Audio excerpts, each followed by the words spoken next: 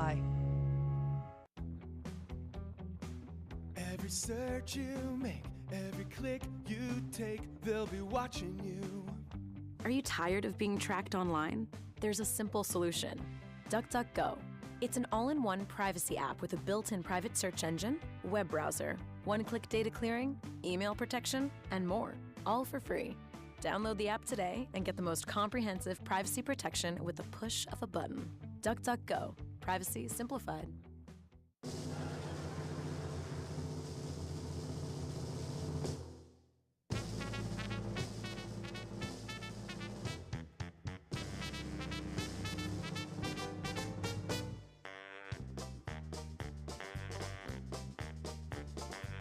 It's time to start the program. It's time to earn our pay. It's time to meet the people on the Keeler Show today. It's time to read the news and weather. Time to figure out what to say. It's time to turn the channel of the Keeler Show today. Why do we always listen? Keeler's always in the know. It makes me want to call him And tell him where to go.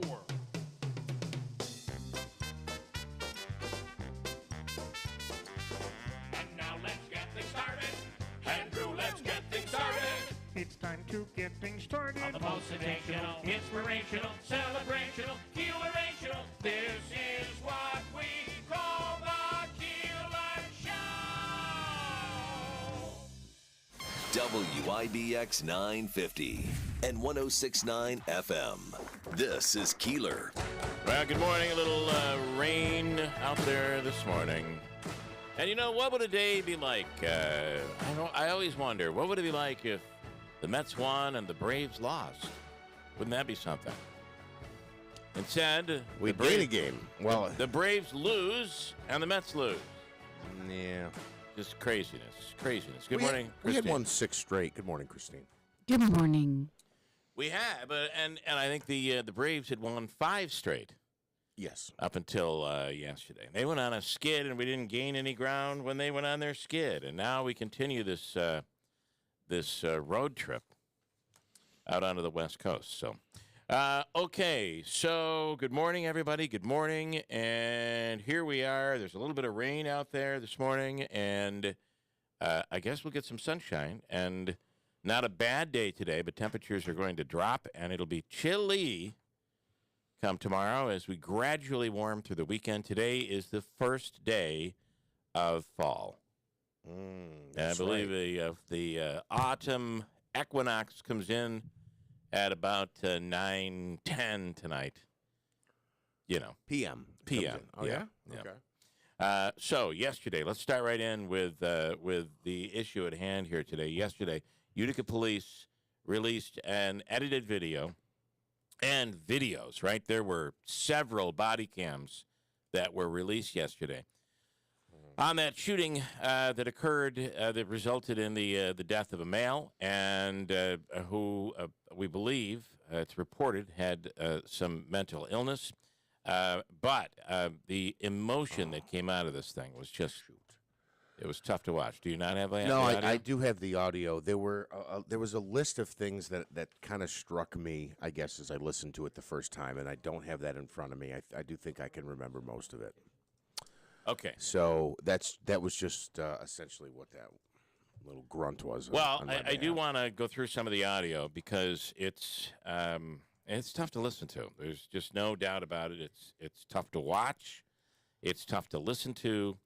And but you do see the raw emotion. And Christine, I think one of the things that probably would surprise people, and there was so much that would surprise you.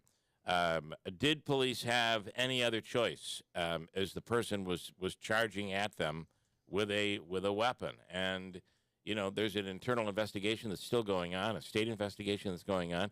It just doesn't seem like there was any other choice.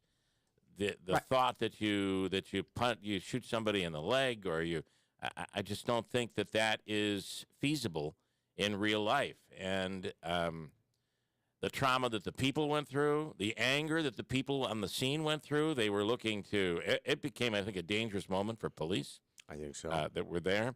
The trauma and emotion that the officer one of the officers who pulled the trigger, got into the car and broke down. I just think that there's a lot to go around here and a lot to consider, and it's dangerous work, and sometimes it ends up very, very badly, and this is one of those cases. And we should say that we are very fortunate in this area to have police agencies that are very transparent, and it was they had to do it. They had to release the footage, but the way that they did it was very respectful. And so I think that our local law enforcement agencies in this case, From the 911 call to multiple officer body cams from on the scene as it was happening. So I think I've highlighted a couple pieces of audio that I like I said, that just stuck out to me that I thought were were not covered in the video and audio released on Facebook. And again, that's not an indication of did I think it was accurate or right or wrong how they handled it. It was just that things that I thought extended kind of beyond the incident itself. I also want to say, yeah, because if I can, one of the things that we all, as the public is no different than the media, and I mean we're all seeing this, and we can form your own. You can form your own conclusions. But at when it's all said and done, it's important to note that we are not experts. We do not know. We don't know. Is there some expert out there that's going to say, no, they could have prevented this? All they had to do was A, B, and C. That remains to be seen. Mm-hmm. But at the same time, we know there are experts out there saying this is, you cannot expect the police officer to go so far as to protect someone else's life that they give up their own. Each day when a police officer leaves, he or she, family members, friends, wonder if they're going to return. So there's a lot to this, and we, as the public can, and the media can form conclusions, but at the end of the day, we really don't know what true policy, what the policy really is. The only thing I have to go by is just news stories that we've followed over the years and movies, which is that's what really clouds this whole thing. Oh, Bill, it's so funny. I'm so glad you mentioned that, because I had a thought in going over this that I'm sure there will be some criticism for the Utica Police Department. Right. But I think in everyone's mind, it's how do we get our sharpshooter who's on 24-hour standby with a rifle up in someone's attic within the next 5 minutes to, pinpoint shoot a knife out of his hand from across the street through a tree. Yeah. And that's just not necessarily reality. Again, but I have no idea what the training standards are. So. And how do we get to a point where you get a mental illness call, it's a mental illness call, and we find a way to have the result differently? And I'm not taking sides at all. I'm just throwing it out there that there's just so much to consider here that I think that we're quick to go to one side or the other and form a conclusion and a judgment. And I think, Christine, you're right. Releasing this is a smart move to get it out there and just let people see everything that could be shown. And there's a lot that's shown. Yeah. That's the hard part. Everything that could be shown here. So anyway, you have some clips. Yeah. So if I can also just say beforehand, I'm not speaking for anybody, but I do think you both would agree. This is tough audio to play, so we want to send a warning, an audio warning here. I do not have the shots being fired. I kind of cut it off right before that because that's very emotional. But I just want to say, for the family and friends of Mr. Litz, he was obviously, it seemed like he was obviously going through something that day. And was he charging police with the knife? Yes. Yeah. Yes. And you had Rob says, should a cop sacrifice his or her own life for someone who already has said that they want to die? I'm not even sure that plays a role. But if they're being charged after, and it comes to a point where it's their life or the person who's charging after them, I sadly feel that the police officer has to make the decision to save himself or others that are around him or herself. Some of the audio that I'm about to play is, again, to me, it highlighted. He talked about on the 911 call that he's got long-term COVID. And again, I'm just basing this off of his statements, that he's got long-term COVID, that his wife of 31 years has left him, and that he's a military veteran who served this country, and nobody will help him. So I think that kind of, to be honest with you, I feel terrible when I hear that. And there's some statements here that I highlighted from when the police are on the scene. Yeah. That it's really sad. I guess I want your reactions to All this, right, so we'll jump right into it. Well, we have. Again, this is highly emotional, but here we go. I've edited curse words to the best I could. Okay. David, what's going on today? Get out of here! Well, we can't leave yet. We're here to help you. Just stay out here and talk to us.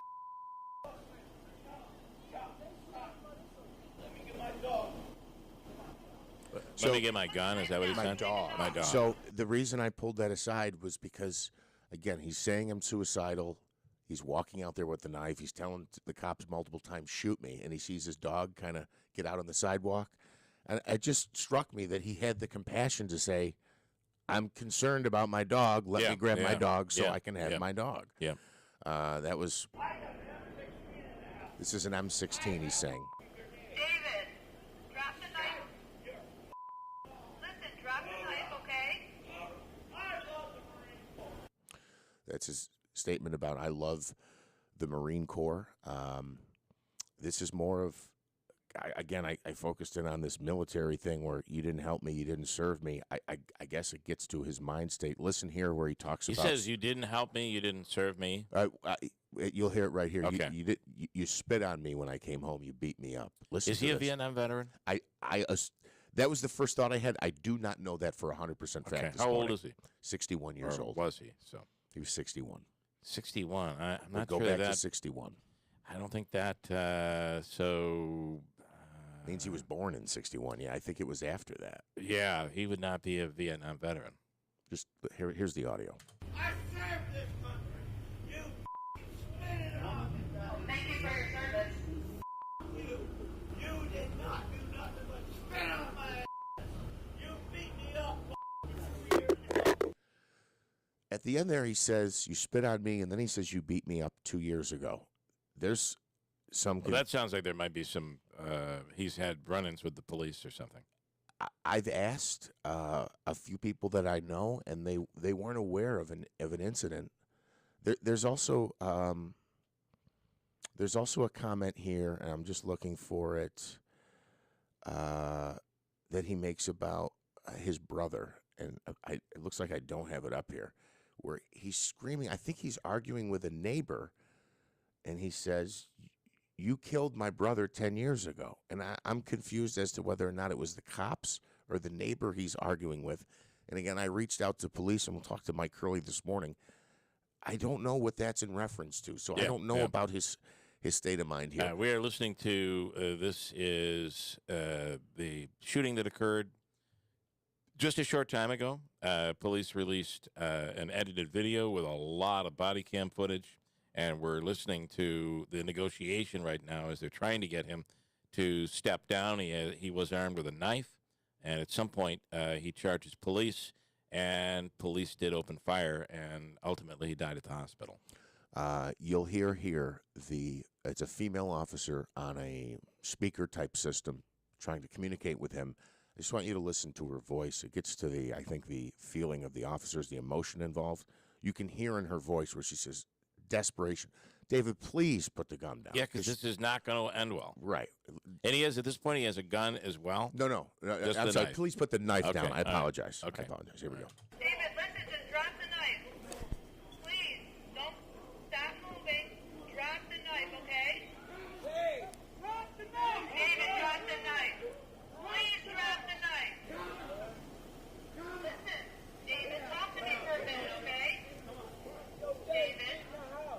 It's approximately 1 to 2 minutes before the actual shooting, but you could kind of hear the escalation there, and then how it backs down as he gets back onto his porch, to the point where, and again, this is taken off different body cams because there's multiple officers spread down the road. Yeah. So this is about non-lethal efforts. And obviously, they did not use non-lethal efforts, but you hear officers on the scene trying to come up with a way that they can end this situation without ultimately what happened here. This is a brief clip. You have to listen closely. These are two officers talking. All right. Try to get a shield and go up with the taser. You got him outside. My taser's. We don't need to drive. We don't need to drive. Let him He's sit in the up. house by himself. I apologize because there's multiple things playing there because he's yelling in the background. She's on the speaker. And you have two officers talking. What you hear there is there any way we can get a shield up and use a taser? So that would be like a riot gear police type thing. It's a defense mechanism. It's a shield. And then around that, try to shoot with a taser. I just want to say to anybody, and again, the officers are thinking about this and speaking about this on the scene. Those taser guns are not like a gun where you can go pop, pop, pop. I know. They have to be reset right after the fact. So, again, if you miss with that, is your life on the line. Here's another comment here where they try to come up with a plan to use a non-lethal measure here. I'm struggling. I'm not seeing behind the house. The officer's talking about trying to get behind the house so they can use a beanbag or some type of a stun gun. You think we can sneak behind the house? Come up around. I want to tase him in his back. Yeah, come out 1903. You want to get me? Shoot me. And then ultimately, this is how it escalates. This ends before the shots are fired, but it is immediately before the shots are fired.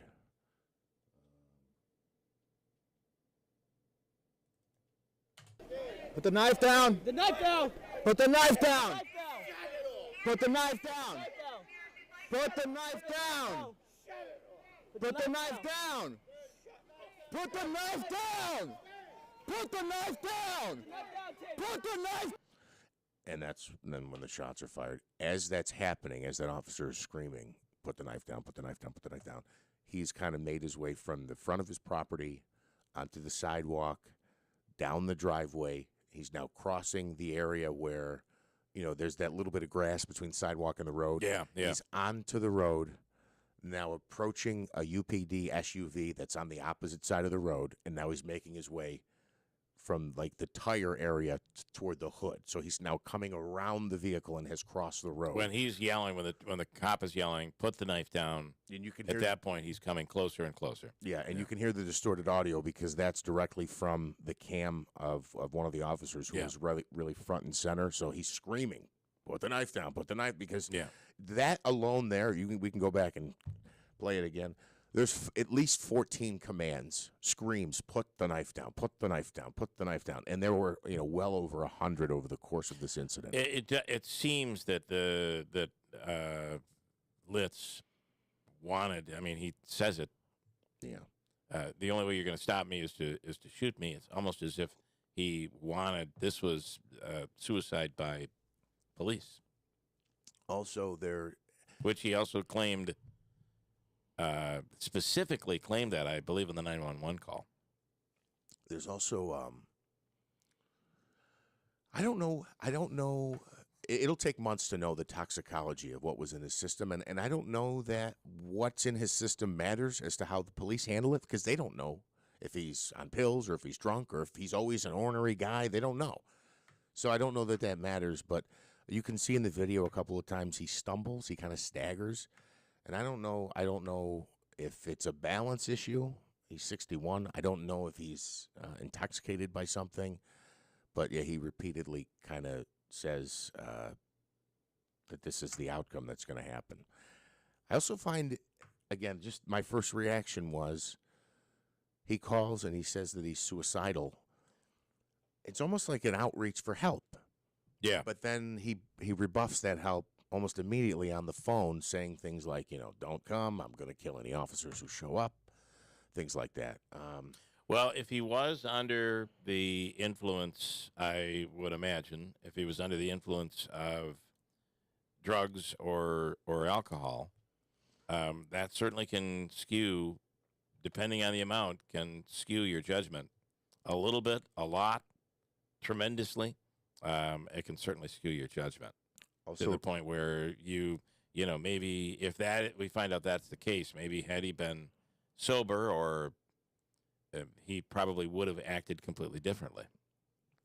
I find it interesting, though. Some people will, like, if this comes back that he wasn't under any influence, I think it'll sway how they feel about how the officers handle it, whether he was or wasn't.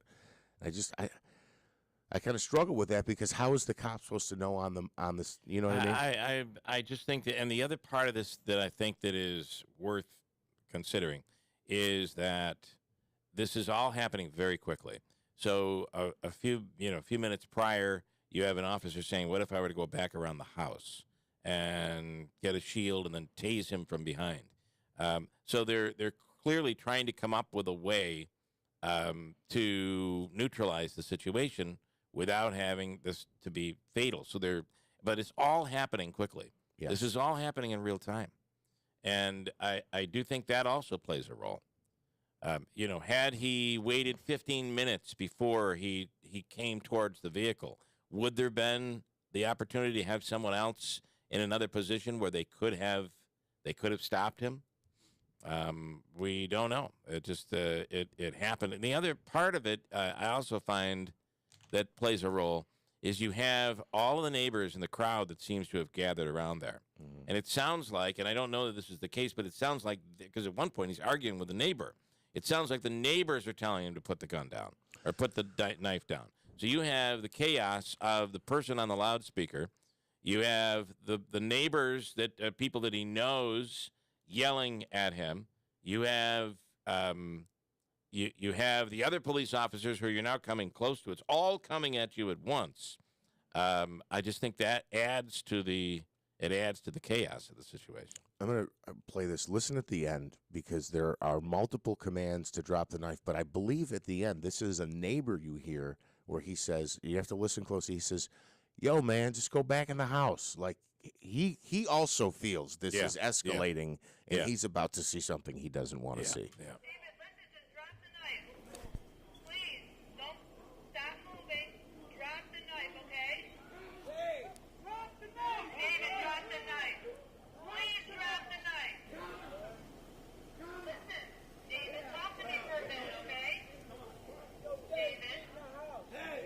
Yo, Dave, get in the house, man. On the other side, I believe he engages in an argument with a neighbor. The comments about,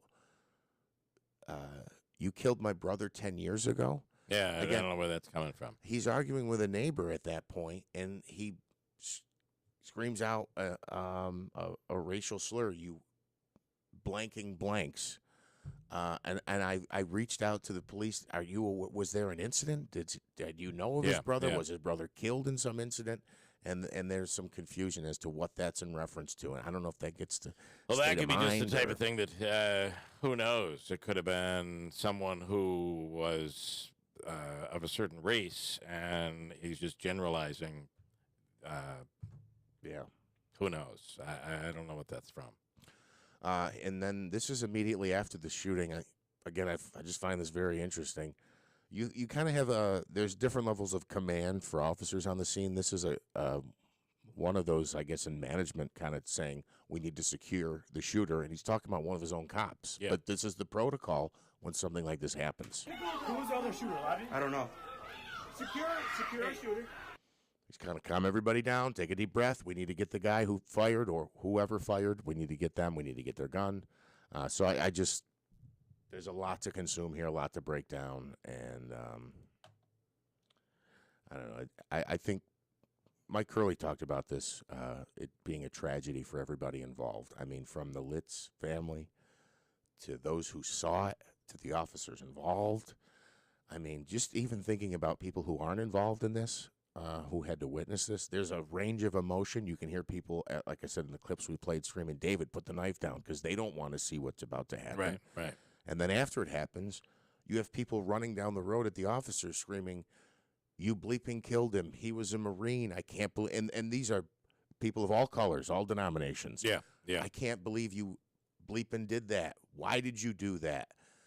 And it's almost, there's an aggression level, like they now have been incensed to the point where now they want to get in an altercation with the officers, and I have to give them credit to go from the escalation of that event to immediately after being approached by people aggressively screaming at Right, and you. that goes right back to the chaos being caused by the crowd that's gathering. So you have all the chaos, and then you add to it with the surroundings. And I do think that at some point the police feel like their lives, somebody could be taking a shot at them from afar. At this point, they don't know what's gathering around them, and you have tempers flaring tremendously, and those that are involved, and who knows, there may be the potential for someone who's not involved but sees an opportunity. Also, there's a lot there. Immediately after the shooting, one of the officers who is, I don't know if he's handcuffing or if he's about to begin CPR, but you can, and again, it's a quick clip, so I didn't pull it, but he just says, "Can you watch our back?" Because again, there's people coming down the road, and it's like, we need to not only secure a scene, but I think there is some immediate concern for the officers' safety, just because it's such a high emotion incident. Yeah. So that was. Anything else? Those were some of the audio. I mean, there are hours. So you think about when we talk about, Christine, the hours of footage, they released several angles. So you had several body cams from police officers. Boy, doesn't this? And I'm looking at this just from detached from the situation. Doesn't it show, though, the incredible importance of having body cams? Oh, absolutely. Right? I mean, you now have, and I think Hauk has said this to us before, that body cams, while it can show a police officer doing wrong, it can also show a police officer doing something right. And so it can protect them, but also give the public the view that we would never have gotten before this technology. Right. The view that the officer. Right. The What is the officer seeing? point. Yeah. And, there were several views. To be fair, this was edited, and one would say, well, they're editing it in a way that makes them look good. I don't think any of this makes anybody look good, but I do feel that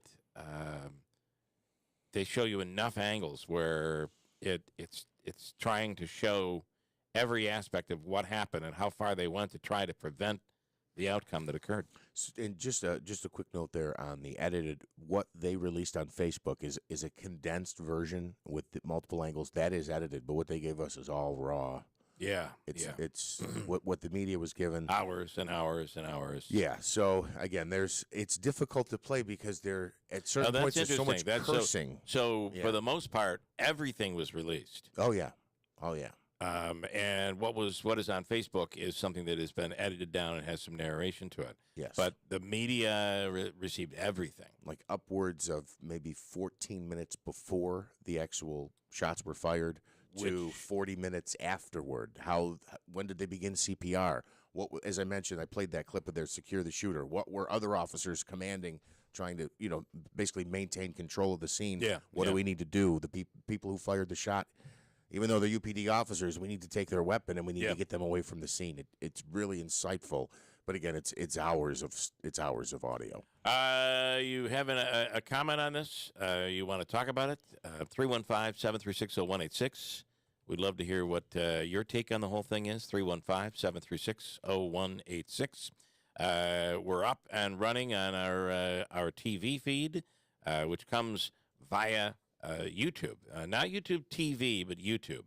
So you'd go to YouTube, and if you subscribe on YouTube, it'll automatically, every time we go live in the morning, a link will be sent to you, and you can just click on that link. Did you know that? That's cool. That is awesome. Yeah, so just subscribe. There's no searching for no searching. Where are they today? Yeah, no searching. Just subscribe, and you'll have it. Let's take some calls. Do you want to pipe in on this? What are your thoughts? 315-736-0186. We have some comments we'll get to, and we'll come right back at 6:50 at WIBX. I'm William Mattar. Big truck crashes often result in serious injuries or death. After a big truck crash, call William Mattar, the largest motor vehicle accident firm in the state.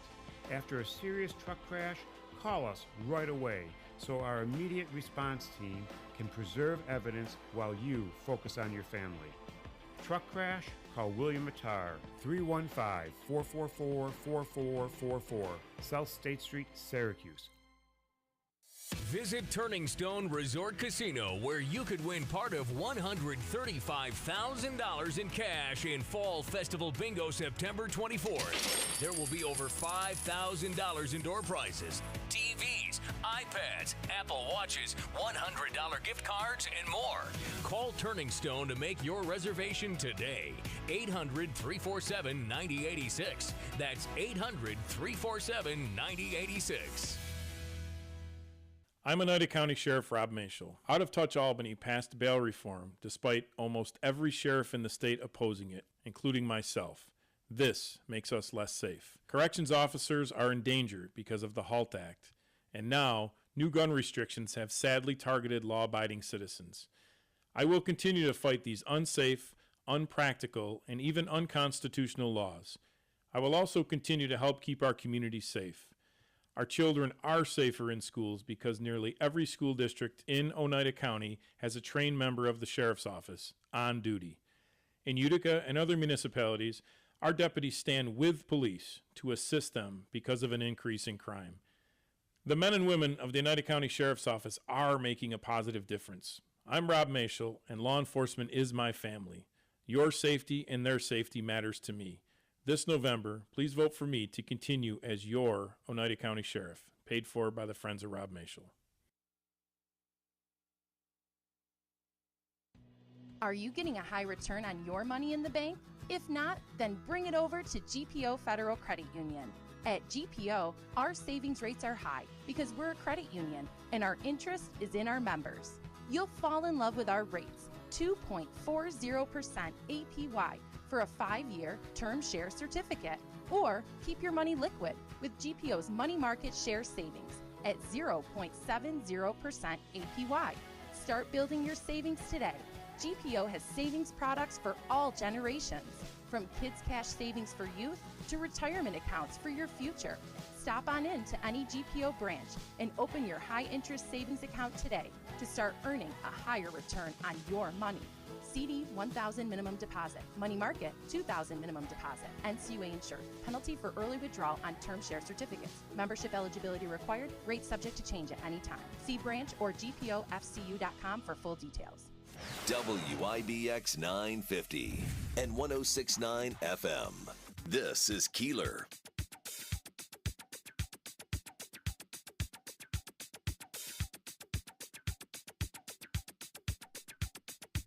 Okay, it's 6:53. We've been listening to audio from the hours and hours of footage that was released. To give you an idea, this morning in the 8 o'clock hour, we'll speak with UPD Sergeant Mike Curley, who will talk about what was released and really so much footage that was released. Also on the program this morning, Crime Stoppers, Oneida City PD, with their Mohawk Valley Crime Stoppers Wanted Person of the Week. That's up on our website right now. You can check it out. Is Tim Julian running for mayor in Utica? Dave Raffaero said one of the two it's either going to be him or Tim Julian that are going to run. That would be for next year, not this year's election. And much more to get to here this morning, including Assemblyman Brian Miller, who will be coming along here. Some comments that we have, 315-736-0186. It's a tough thing to talk about. This is a tough video to watch. It's incredible audio to listen to. It's very, very traumatic to listen to, I think. Bernie says the public has no right, Bernie says, okay, you guys are analyzing this to death. There is not a lot to consume. There was an unstable person who decided suicide by cop in the end. It resulted in one. The UPD did what it was supposed to do. Yeah, I don't think we're necessarily in disagreement with that. But at the same time, you still have a family. You still have people. I mean, you've lost a life. And I think that in any case, there will be an investigation when that happens. So, absolutely. Not everybody thinks that way, Bernie. FX in New Hartford says the public has no right to evaluate police officer actions. The only people who can judge their actions in a life-threatening situation when they're forced to use deadly force are the police officers' peers. They are trained and have been on the streets and more than likely in similar situations. When police officers cannot read, that's a typo there. Police officers cannot read minds, so if someone threatens them or a citizen with a knife or a firearm, their job is to protect their lives and the citizen's life. I disagree that the public has no right. I'm sorry. It's not the way it works. The public has a ton of right to opinion, and that opinion, public opinion, plays an enormous role on how police departments are able to do their work in a community. It plays a big role. At least, I agree with you completely. The public has a right. I'm sorry. That's why it's being released. The police are there serving the community. They're serving the community. Yeah. But, obviously when you're in a situation and, do you have the right when you're stopped along the highway to say, I'm not going to listen to you. I'm not going to do what you say. Well, no, that's not what we're saying. But after a situation occurs like this, the public has the right to question. Ed says this is why we need police. This is why we need police. Imagine what would have happened with the safety of a social worker unarmed in this situation. I feel like the police did all they could. Well, I kind of fear that that this person used the police here. I think this is more of and again, this is someone who has no knowledge of any of this, just my own interpretation. I think that he said it as much on the 911 call. I think because it was police, because he knows they're armed, it seems like he was using them for the police suicide thing that we've all heard about. So another comment here, God bless the UPD. And this is Lance. Lance says, well, I am very pro-police. I think the police looked and sounded very indecisive. They seemed to have time to take alternative measures. I couldn't tell who the officer was in charge by the video. I imagine a big lawsuit is in Utica's future. Maybe he's right. Again, there's going to be an investigation that's going to go on for months. I actually think there's going to be a conversation about finding less lethal ways to handle somebody who's having a mental incident. Yeah. But I don't think you can point any fingers at the officers on the scene. I wonder if there's any. I wonder. I mean, Hauk, who's a veteran officer, I saw him on TV last night saying there's no other choice. They had no choice. I don't know how they had. He's coming after them with a knife. Correct. I don't know how they had any other choice, unless they could have had the time to do the idea of, can we get him from behind? I mean, clearly they're trying to come up with a solution here, and you're hearing all of that, and it's something that we normally don't hear. The other part of this is there's been a lot of retirement. A lot of these guys on the scene and women are very young, and in fact, one of the police officers that you see was so emotional is a rookie. And this guy is going to be living with us for the rest of his life. John in Bridgewater. Hi, John. Hey, Bill. Good morning. Hey, this is terrible, terrible. Hey, I got one thing that I'd just like to mention. Okay. They had multiple trained police shooters there, right? And they had the guy surrounded. They had 15 minutes, right? Yep. Try to get this. Why couldn't one of the officers that was shoot him in the leg? He was somebody that was, facing him. He was back. He was facing forwards, and the guy behind him, the cop, why couldn't they shoot him in the leg or in the arm? We asked that of Hauk, and he just said it's not feasible. Well, it doesn't. I know. They were there for 15 minutes. They had him surrounded.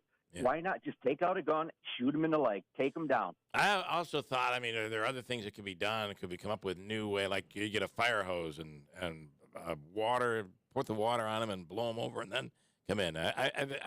He's 61 years old. What if he dies from that? You're right. That's a lawsuit, right? He dies from that. I mean, I got a break. We'll talk more about it coming up here. WIBX, Utica, Rome. It's 7 o'clock. He claims she has no case. I'm Dave Anthony, Fox News. Former President Trump reacted to being sued by New York Attorney General Letitia James, telling Fox he thought she was trying to get a settlement. But I had a problem because how do you pay something, even if it's a small amount of money, if you're not guilty? This was just a continuation of a witch hunt. Attorney General James, a Democrat, alleges the former president and his 3 oldest children committed financial fraud, and she wants to ban them from running businesses in New York. Claiming you have money that you do not have does not amount to the art of the deal. It's the art of the steal. The former president also furthered his claim. He had declassified documents the FBI seized from his Florida home, telling Fox the president can declassify anything, even just thinking about it. Because you're sending it to Mar-a-Lago or to wherever you're sending it. And there doesn't have to be a process. A federal appeals court has ruled the Justice Department can continue to review classified material seized, lifting a judge's order blocking that. What the former president did trying to overturn 2020 election results led House Democrats to pass a bill, joined by 9 Republicans, to update an 1800s-era law on the electoral vote count. Fox's Jared Halpern reports it would raise the threshold for members to object to a state's electors and clarify the ceremonial role for the vice president when Congress certifies the presidential vote.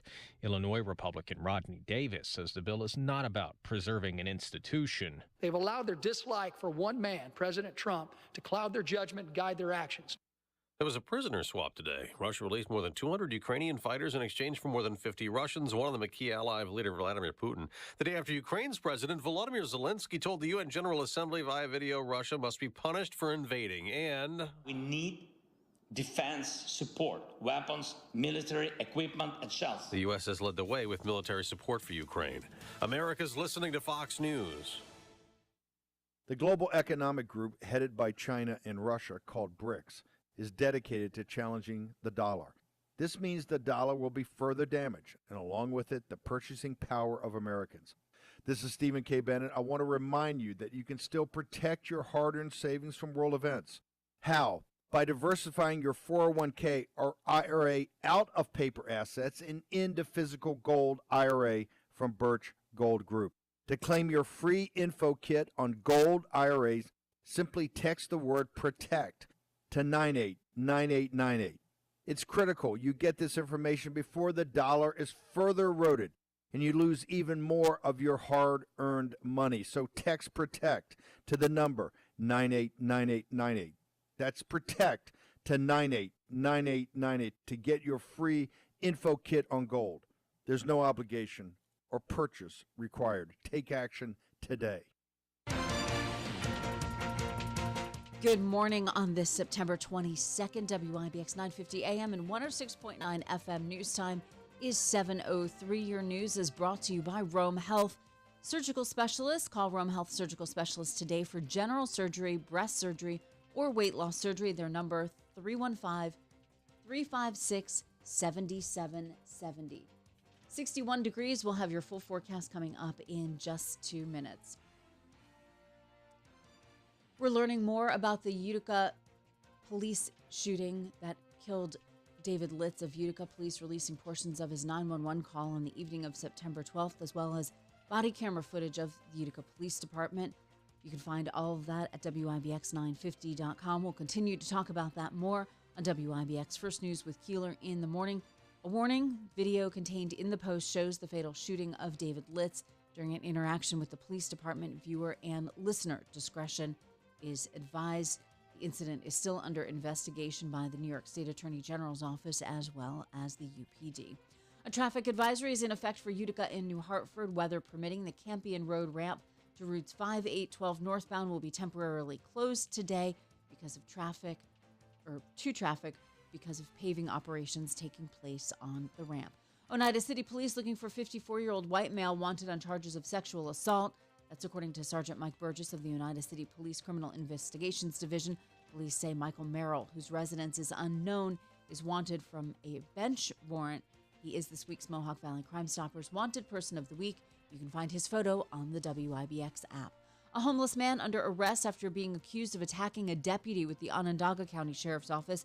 Officials say 45-year-old Joseph Peters allegedly used a folding saw to cut the face of the officer in the parking lot of the On Center. The deputy was hospitalized. Peters is now facing several charges. The latest data from the state shows there's been an increase in the spread of COVID-19 around central New York. Currently, the 7-day average infection rate sits at 10.43%. Last week, that infection rate was 9.85%. Warning sirens will be heard near Ithaca College today. Officials say there's no cause for alarm. The school will be conducting a test of its emergency alert system. State Attorney General Letitia James filing a civil lawsuit against former President Trump for allegedly inflating his net worth. James is seeking a $250 million judgment that would also ban any member of the Trump family from leading a business in New York State. Your WIBX Weather Center forecast is brought to you by Country Suburban, your premier Lennox dealer.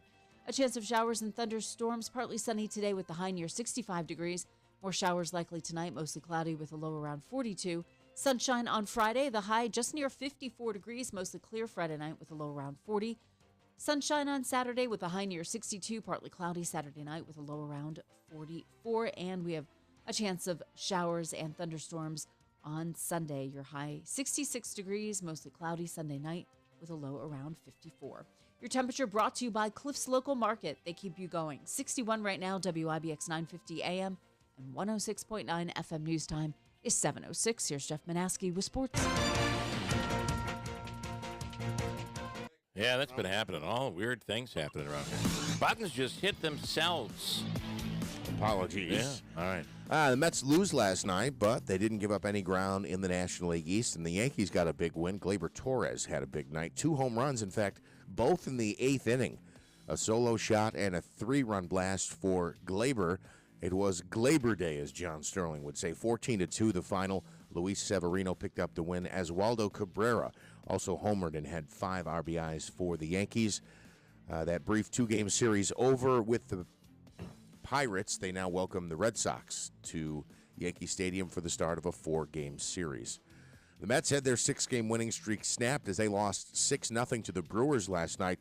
The Mets also set a Major League Baseball record with 106 batters hit by pitch. Did you see Showalter when I forgot who was hit? Cana there. What is that? Cana. All these new guys. I can't even remember half their names. He gets hit. He was hit twice yesterday. I think it was yesterday. He was hit twice in the game yesterday. But when the hit by pitch happened during the game yesterday afternoon, Showalter said, "Give me the ball. I want the ball." Are you serious? Yeah. He kept the ball as if it was like, well, it's a record. Are you serious? You're going to find that either in his possession or it'll end up in the Major League or in the New York Mets Hall of Fame. And AFC North, the record. AFC North rivalry tonight. The Browns and Steelers will have the game for you right here on WIBX 950. Again, this is not broadcast on cable television. You need to be a subscriber to Tomorrow's Amazon. Yankees game is only on Apple TV Plus. Major League Baseball said they will not make changes because of Judd's run for the record. Oh, wow. That game will remain on Apple TV Plus. Tonight's game will remain on Amazon Prime. The football game we're talking about tonight. Yep. Yeah. So football tonight, baseball tomorrow, both with you have to have the streaming service to watch the game. 7:30 our coverage begins here on WIBX, and Bucs wide receiver Mike Evans lost his appeal and will serve a 1-game suspension following Sunday's brawl with New Orleans Saints defensive back Marshawn Lattimore. One thing on the Yankees, or on the Mets game, yes, the Braves had lost about midway through that game yesterday afternoon. And it's almost like at that point, because the pitching was solid right up until the 6th inning. But it's like at that point, they just kind of took a breath, like, oh, we've got one to save here. Let's not forget, though, that the Braves have played 2 fewer games than the Mets have played. This would have been an opportunity to even that out, where those two Braves wins would have at least kept for a tie. But, now they remain with that one extra game as long as the Mets remain 1 game up. So, lost opportunity yesterday. John, anything else you want to add? John from Bridgewater was on and sat through the news. Good morning, John. Did he sit through the news? He did not. Well, okay, he's just gone. a quick comment on, and I understand the point that John is making. Yeah, he's saying what he said was, why don't they shoot him in the leg? Why don't they? And everybody thinks that, but I just think. But just a question: if they are to shoot him before he starts charging, i.e., he's just holding a knife or he's just holding a weapon, then the police are going to come under intense criticism for shooting somebody, even in the leg, before he did anything that was before he approached. Completely Right. agree. Yeah, Completely that's a very agree. good point. Also, So do you? So there he is. He's 15 feet away. He couldn't have hurt you. He was that far away. He wasn't charging. You shot him in the leg. We'd be having that argument right now. Now the guy can't walk. That's right, the so now argument. he's an we'd be having. injured, Yeah. a further injured veteran. Yep. that would certainly lead to a lawsuit, right? Yeah, I just and remember, all this is happening in real time. This is all happening quickly. Also, all in real time. John's point about now again, he's in his house, so when you say he's surrounded, think more of like a half circle. He's not completely surrounded, okay? Not like a circle around him, more like a half circle in front of him. And when Which you're is hoping that he retreats. At this point, I would think. I think they just want him to put the knife down, whether it was in the Yeah. house or on the porch or on the sidewalk, anywhere. But when you do have a situation, keep in mind where it's a half circle or a full circle around, in this case, Mr. Litz. If an officer misses, it's dark, right? There's bright lights from police trying to light up the scene. You have bystanders all around. Multiple times on that video that was released, again, the raw body cam footage, there are interactions with officers saying, dude, get back. Because people keep kind of walking up. Yeah. And again, I don't fault those people because I feel like I would be a curious person as well. I'd be like, what's going on? I want to see this. So let's say you miss him. And well, now you either hit another cop or you hit an innocent bystander who's just happened to be walking down the road. I think there's no easy solution here. And at any point, if you have a weapon of any sort and you're charging after police, it's going to end badly for the person with the weapon who's charging. It's a fact. I mean, you don't come after a police officer with a knife, no matter what your situation is.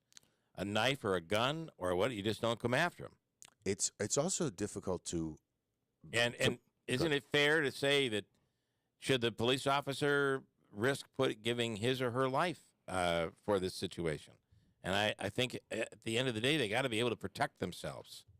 There's, again, the body cams are basically fisheye. It's not like HD. It's not our YouTube stream, right? It's grainy. It's difficult to see. So to get to my eye, to get an exact distance on how, but I feel like they waited until he was within 6 to 8 feet before the shot is fired. Yeah. It's really sad. Is that John back? Who's our guy in there? What's his name? Carmine? Hi, Carmine. I'm going to call you Carmine from now on. we need an Italian in here. We don't have an Italian. Christine's far away. I need a Carmine. Is that all right if I call you Carmine? Sure. All right. Carmine Connor. Carmine from Clinton. Okay. By the way, who's on line one? It's John from Bridgewater. It is. Okay. Thanks. He's filling in for Davey, who's standing over top of him, watching him fill in for Davey. So I mentioned this. I believe we call it training. When I first started, or lurking. I'm kidding, Smitty. We talked about this initially, that the things he says on the phone, that his wife of 30 years is 911 call. 911 call, that he's got long-term COVID, and then he mentions being a military veteran, that and he says, no one will help me. It just sounds like there's a lot of things going on that maybe have brought everything to a culmination at this point. And like we're holding it all on police here right now. It sounds like there are years of neglect by society. How did it get this bad? How did we get here?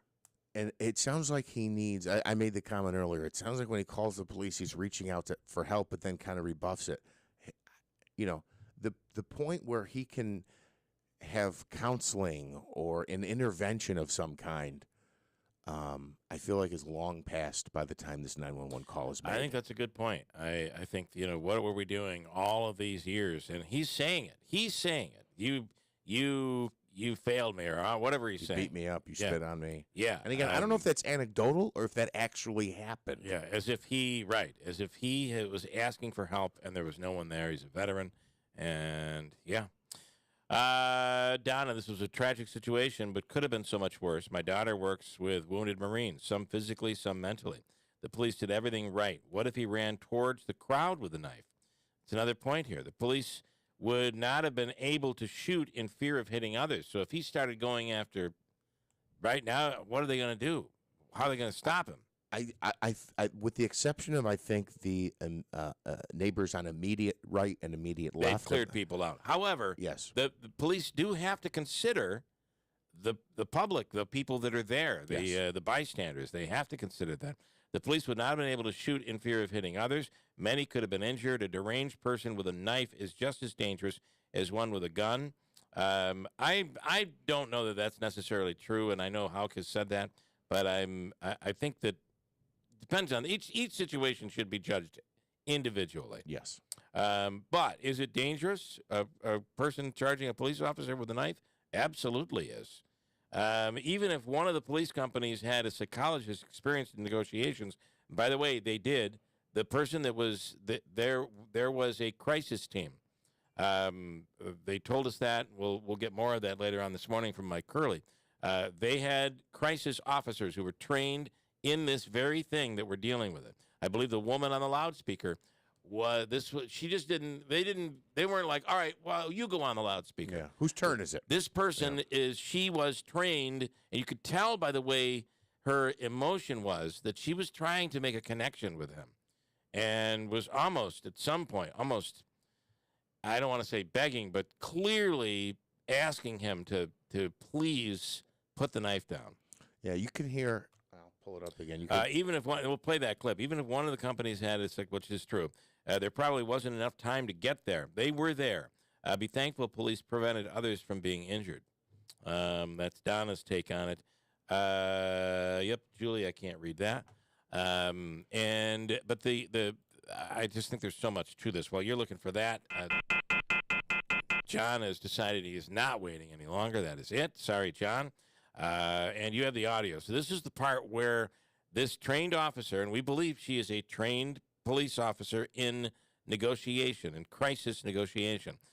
Listen to how she is really pleading with him to don't push this any further. It's not going to end well. David, listen, just drop the knife. Please, don't stop moving. Drop the knife, okay?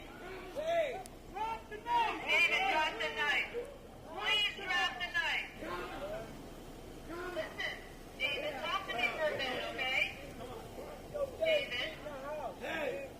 And the video that goes along with that is, again, he's kind of come off his property. He's not off the property, but like he's on the sidewalk walking back and forth. So you can hear her and really the whole crowd when they start yelling, stop. I think that doesn't help, and I wish we could be in a situation where I'm sure police feel the same way, where they could go in, put up a barrier, and have all the people removed from that situation. Right. It does. I mean, you have a trained officer trying to negotiate with him, and you have 30 neighbors out there trying to also negotiate. That cannot make things better. And I know those people are trying, but it's just making the scene more chaotic. But could you imagine if all of a sudden a barrier went up and you couldn't see, a curtain went up, nobody could see anything, they moved people back? What are you trying to hide? I mean, we that's not feasible either. But the problem when the crowd forms around is not a good situation. Lance followed up with his comment here. This is what he says. In NYS corrections, we're trained to shoot birdshot at the feet and legs to disabled. That is usually not a lethal outcome. To me, it still comes down to those in charge. Leadership is one of the most important things in these situations. Lance, I understand what you're saying, but I'm just going to throw Well, we don't know. Right. We don't know. We're yes, correct. Radio people. Yes, absolutely. We have no clue. I understand Lance the point may he's be trying correct. to make. He may be correct in that, and he may have training that says you could do that. And it sounds logical, doesn't it? It sounds a little like, oh, well, that makes sense. But right? consider this. Well, you don't know. I don't know. In that situation, you have, when he's talking about corrections, you have an inmate who is, why would you shoot at them? Because they're trying to escape, right? And typically they're running away from police or law enforcement when they're trying to escape. They're not approaching an officer with a knife. If you're Lance, if you're telling me that in a situation in a correctional facility, If an inmate is approaching with a knife, the training is shoot birdshot at his feet. Probably isn't. I don't think that's the Yeah, training. I Again, agree and I'm with no that. expert on this. Yep. And that's the key. I mean, we're just a bunch of people, just like everybody at home or in the car, listening to this, trying to figure out, was there a better way to do this? Ultimately, there probably wasn't. And actually, there wasn't. In this specific situation, there wasn't any other option for police.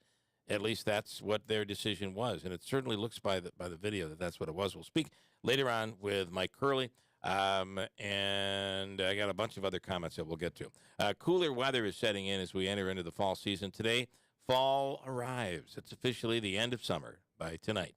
If you have any trouble with your system, with your heating system, maybe you're in need of replacement. That's something that we've called on just recently to say, hey, our furnace is like 27 years old. And it's not like the furnace of old where, yes, this furnace has been here since the 1900s.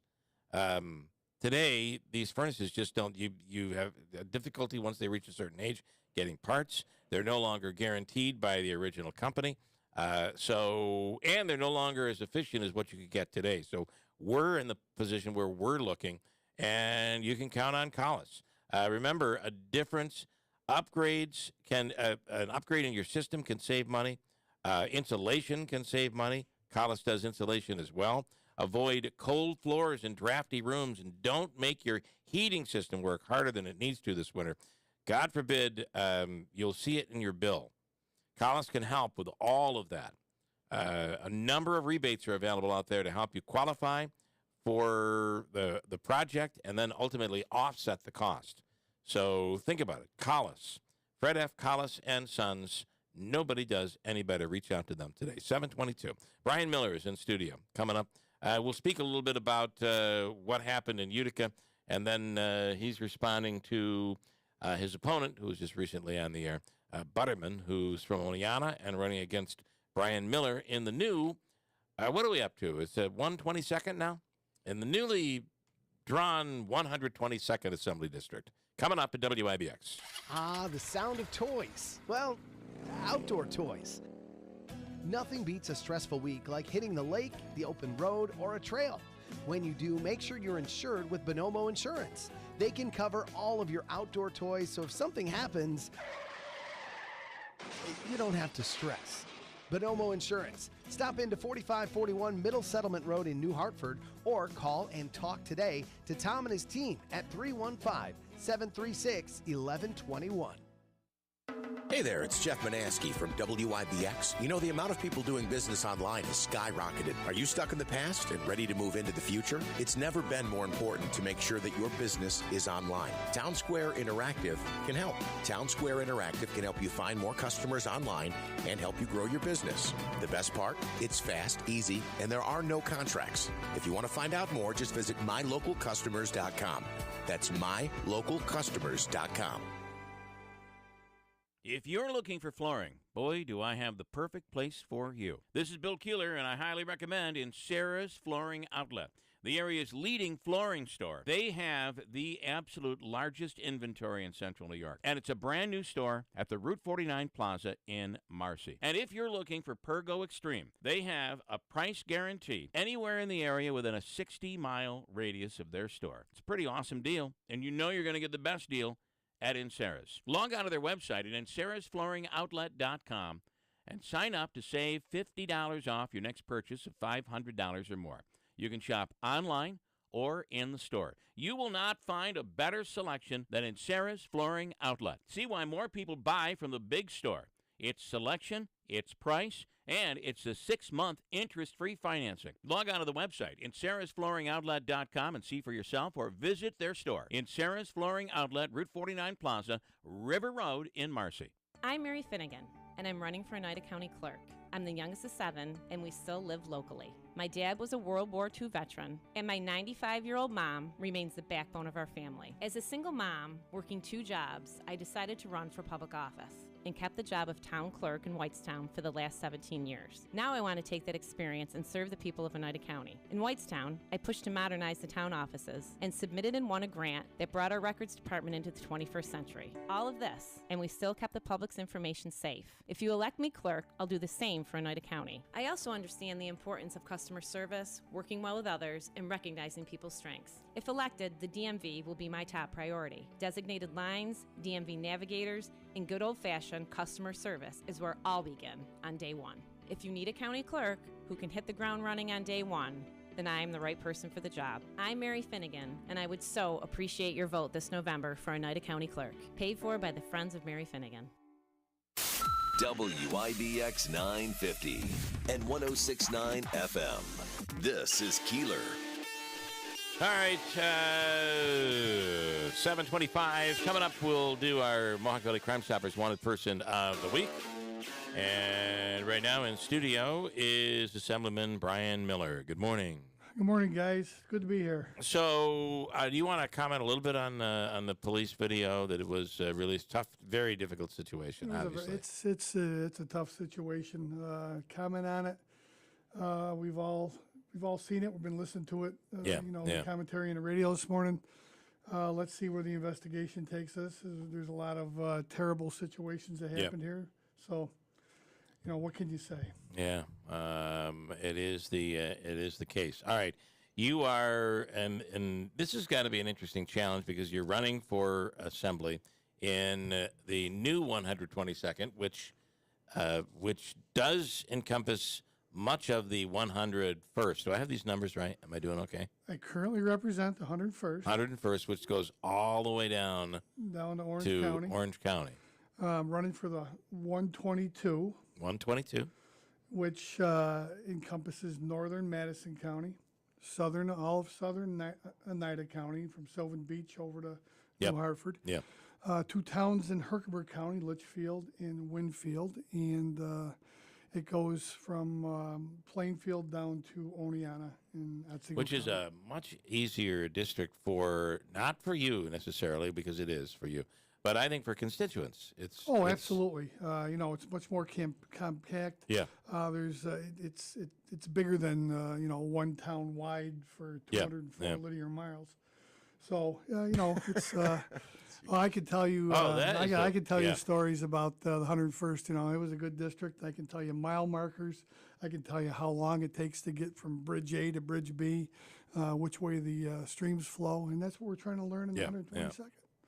Also, when you talk about better service for the constituents, they would, whether it's you or your opponent, to be fair, they would have a representative who is able to kind of take all the issues that, like Utica and Rome and Herkimer, the Mohawk Valley here, we have similar issues and concerns, whether it's the economy or funding for transportation or local projects.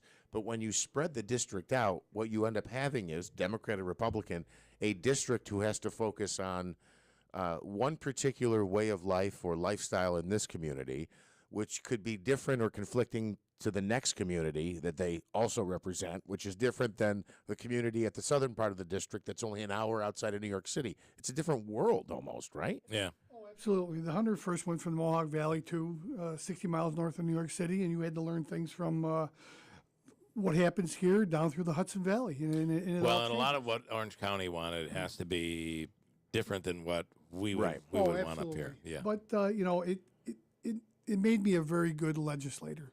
I understood the state issues. Yeah. So now in the 122nd, it's much easier. This is home. The Mohawk Valley, the Utica Rome area, Oneida County. I was a legislator for many, many years. Right now, we're trying to learn which way the streams flow in Madison County. And we did represent part of Herkimer and Otsego. So Otsego County is not that much different for us, other than the city of Oneida. So Oneida is new to this district. It's new, and we've spent a lot of time there. There's two colleges there, so it has different needs, but it has very similar needs. They have water issues like Gillian.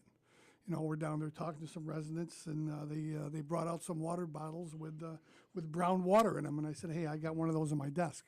When we were, So. Can I ask as well? obviously there's a Democrat majority, and the thought process being, well, if you're a Republican, maybe you can't get things through if there's a Democrat governor, Democrat-controlled Senate and Assembly.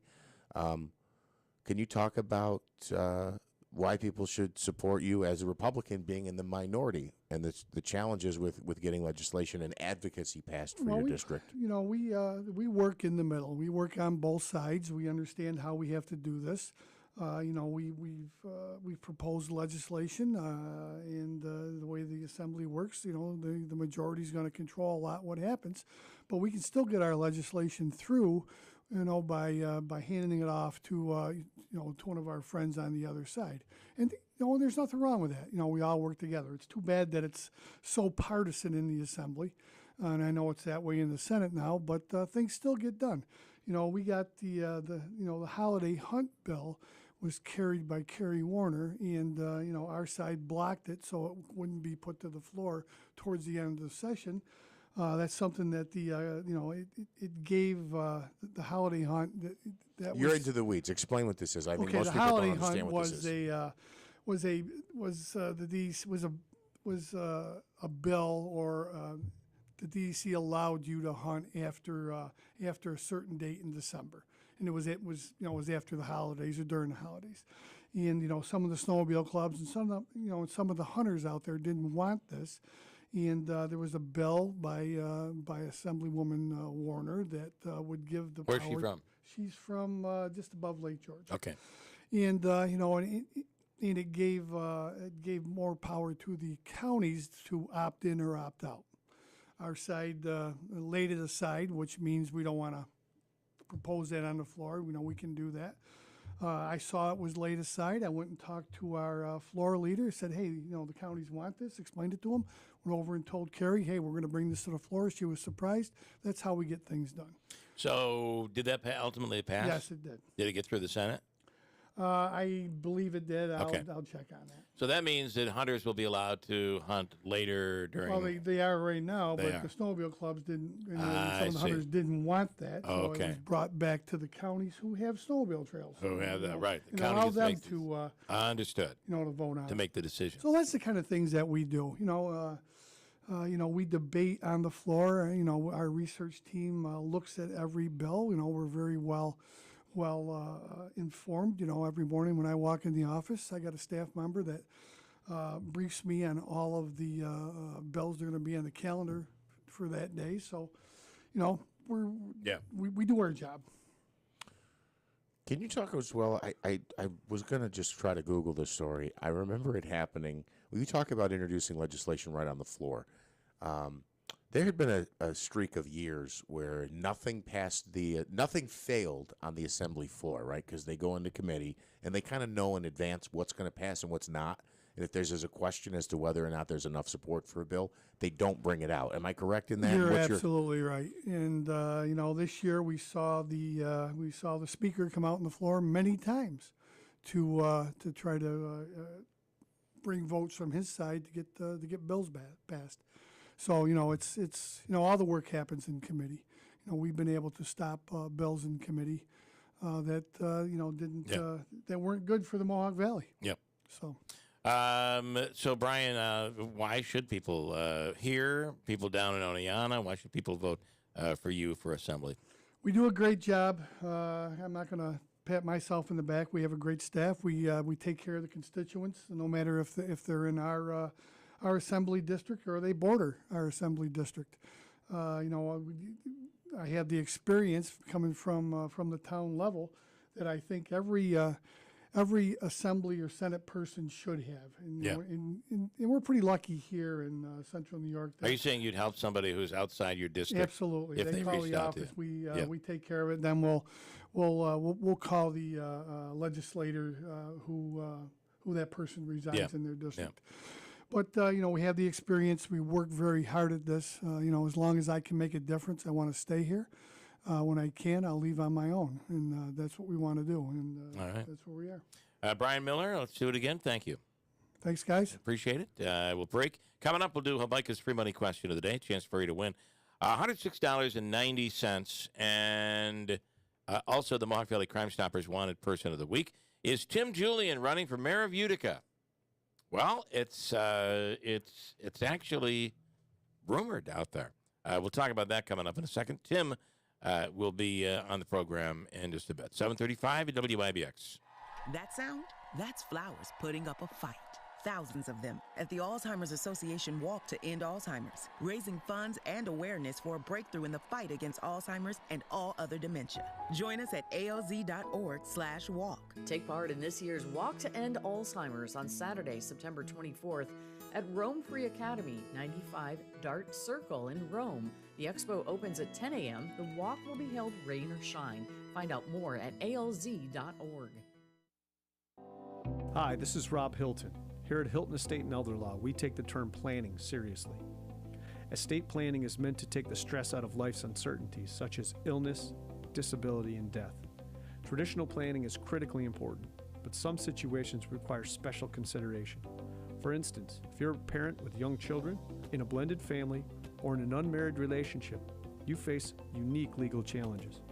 At Hilton Estate and Elder Law, we can help navigate those challenges. And while planning ahead is very important, if you have a loved one that's currently in a nursing home or extended care facility, it's not too late to act to protect assets against those expenses. Call us today to find out how to use strategies to protect your assets. My team and I can help you sort through any of these legal issues.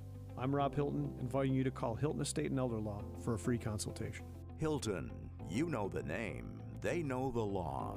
Hilton Estate and Elder Law. I got Park Hill and West Valley covered on Tuesday. At Marita's Pool Service, the current staffing plan doesn't hold water. 3 more neighborhood pools on the same day. She needs more pool technicians to dive into work head first. That's awesome, but now we're shorthanded. Indeed can help her hire great people fast. I need Indeed. Indeed you do. We instantly connect you with quality candidates whose resumes on Indeed match your job description. Visit Indeed.com/credit and get $75 towards your first sponsored job. Terms and conditions apply.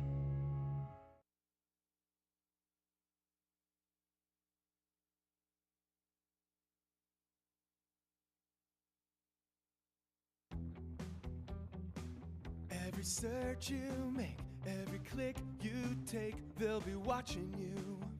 Are you tired of being tracked online? There's a simple solution. DuckDuckGo. It's an all-in-one privacy app with a built-in private search engine, web browser, one-click data clearing, email protection, and more, all for free.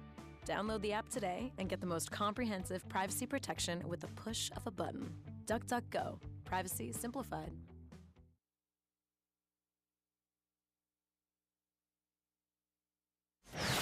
WIBX 950 and 106.9 FM. This is Keeler. All right, let's go to the United City Police Department. Sergeant Mike Burgess is standing by right now. Each week, we do our Mohawk Valley Crime Stoppers Wanted Person of the Week. And we go to Oneida City Police right now for it today. Mike, good morning. Good, Bill. How are you? Good. How you doing? I'm doing great. All right, let's talk about who you are looking for this week. It's up on our website right now at WIBX950.com. Let's talk about this one. So we're looking for this individual by the name of Michael Mayoral. He was charged a few months ago in relation to an incident involving a minor. Mike's charges include sex abuse in the first degree, forcible touching, and endangering the welfare of a child. He was arraigned before the Oneida City Court and decided to never go back to court. So there is a warrant for his arrest, and we're looking for the public's assistance with locating him. All right, so it's pretty simple the way it works. Utilizing Mohawk Valley Crime Stoppers, talk, if you could, just a little bit about that and how it's done anonymously. So Mohawk Valley Crime Stoppers is a fantastic resource for citizens in the community to anonymously provide information in regards to crimes and wanted people. They can do so through the phone line as well as anonymous tips through the P3 tip app. And those tips come to us completely anonymously, and we look into them. And if it pans out, we can actually offer a cash reward to the tipster and provide them with that cash reward in an anonymous fashion as well. Okay. All right. Mike, it's up on our website, WIBX950.com. The numbers are there. You could utilize the app to reach out to Mohawk Valley Crime Stoppers. But this program works. Our Wanted Person of the Week seems to be working when we put a focus on the air, on the website, et cetera, on these cases. It seems like it's leading to an arrest, which is the exact goal. So we appreciate what you do out there, Mike, and we'll do it again soon. Thank you. Thanks, Bill. All right, Mike Burgess with the United City Police Department. All right, Christine with an update on news. Then we'll do our free money question of the day. A chance for you to win from Hobica and WIBX. It's 7:40. And 63 degrees, your WIBX. News is brought to you by Cliff's Local Market. They keep you going. Former President Trump claims the New York Attorney General's civil lawsuit is just another witch hunt. Letitia James filing the lawsuit against Trump for allegedly inflating his net worth. On his social media site, Trump said James is a racist and gets, quote, almost zero support from the public. Ukrainian President Volodymyr Zelensky is calling for punishment of Russia. The Ukrainian leader addressed the United Nations General Assembly virtually yesterday and condemned Russia's attack on his country. The virtual speech marked a rare exception to the UN's requirement that all leaders speak in person. 2 people confirmed dead after a magnitude 6.8 earthquake rocked Mexico. The tremor was centered about 400 miles to the west of Mexico City, not far from where a magnitude 7.6 tremor hit on Monday. 1 woman died when she hit her head falling downstairs. A man died after suffering a heart attack during the event. An investigation into several suitcases full of body parts discovered in a New York apartment is now underway. Officers responded to a call of a bad odor coming from a 6th-floor apartment in Brooklyn, where they made the gruesome discovery. Alongside the suitcases, blood and other remains were lying in the home. Walmart is gearing up for 63 degrees. WIBX 950 AM and 106.9 FM news time is 7:42. All right, we have some comments we'll get to coming up in just a second here, Christine. The free money question of the day. Tim Julian coming in studio. Let's start with our free money question of the day. Davey, we're going to go with caller number, what do you want to do? It's Connor. Or Connor. Carmine. I'm sorry. Carmine. Yeah, Carmine. Carmine. Caller He number likes one. it. He What do you likes want there, Carmine? Let's go with, how about 3? Caller 3. I like it even better. 315-736-0186. Say hello to Carmine for the first time. He is our standby in case Davey can't make it in. Sounds like Davey has some vacation coming up. Caller number 3.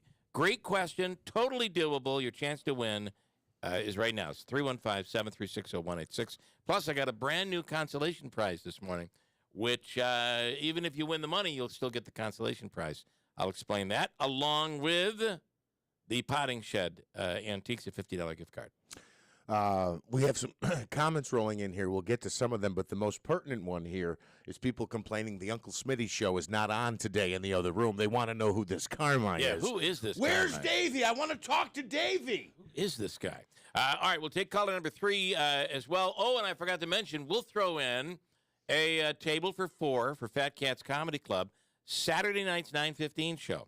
Everything else is filling up for Greg Martin on our opening weekend of Fat Cats Comedy Club. Greg is in studio tomorrow, and so will Karen Runtowski. It's going to be a stellar weekend of shows to check out, and we'll give you as well a chance for tickets there. So listen, it pays to lose around here. We're all a bunch of losers. It's pretty easy. That's what we tell ourselves. It fits right in. When you set the standard low, it makes the day go by so much better. All right, we'll come right back, do the contest next on WIBX. Hi, this is John Calabrese. Is your company looking to hire qualified, dependable employees but unsure of where to look? Let Express Employment Professionals take on the recruitment and hiring process for you. We're a locally owned, full-service staffing firm. We'll help you find your next star employees. Business decisions come down to time and money, and Express can save you both. We take on finding employees for you so you can focus on meeting your business goals. Find us on the web at expressmohawkvalley.com for details on how to get started. Are you looking for a great job? Stop searching. ECR International is hiring for assemblers and maintenance technicians. You could be working for the company that actually helped kickstart the world-famous Boilermaker Road Race. Both of the positions that we're currently hiring for offer excellent pay with a full benefits package. Instead of waking up every day dreading work, wake up and have a fulfilling job working for a great local company. Work for ECR International. To find out more, just call Express Employment at 315-790-5723. I'm Oneida County Sheriff Rob Mashel. Out of Touch Albany passed bail reform despite almost every sheriff in the state opposing it, including myself.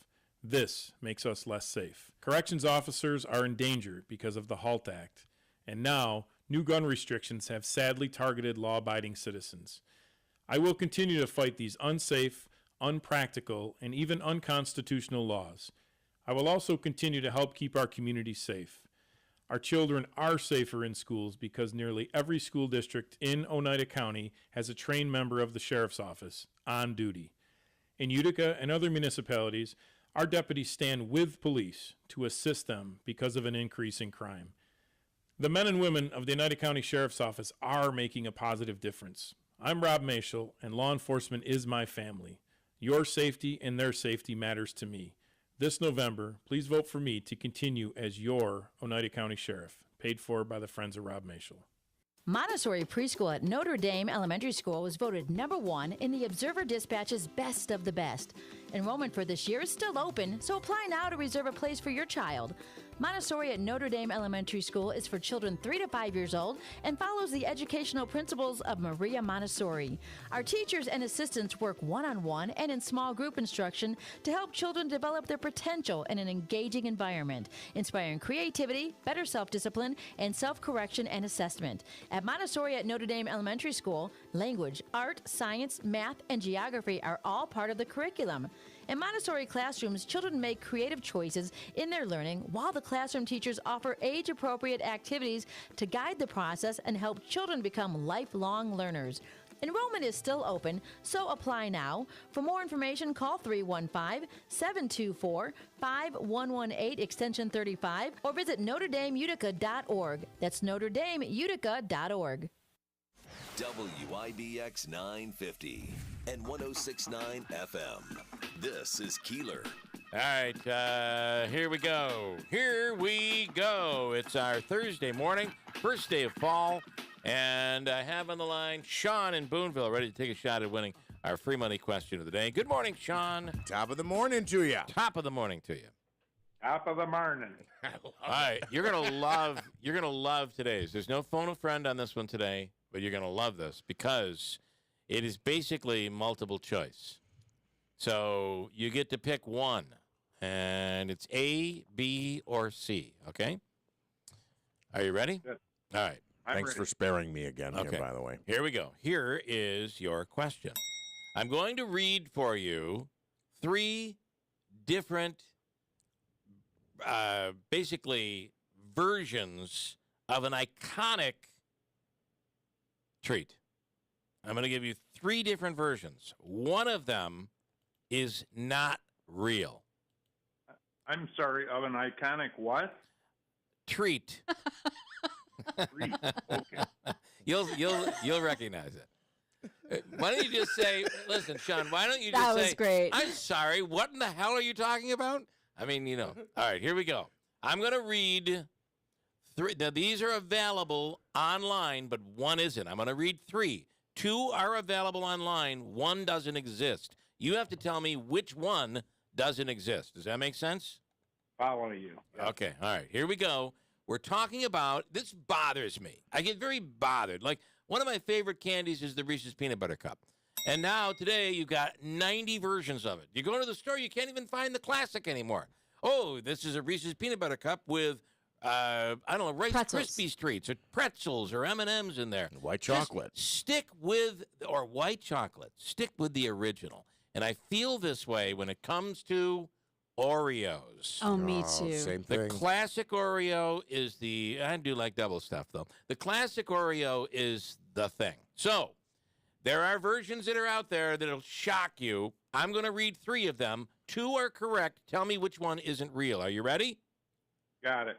Strawberry Cream Love Oreos, Lemon Drop Oreos, Mickey Mouse Birthday Cake Oreos. Which one isn't real?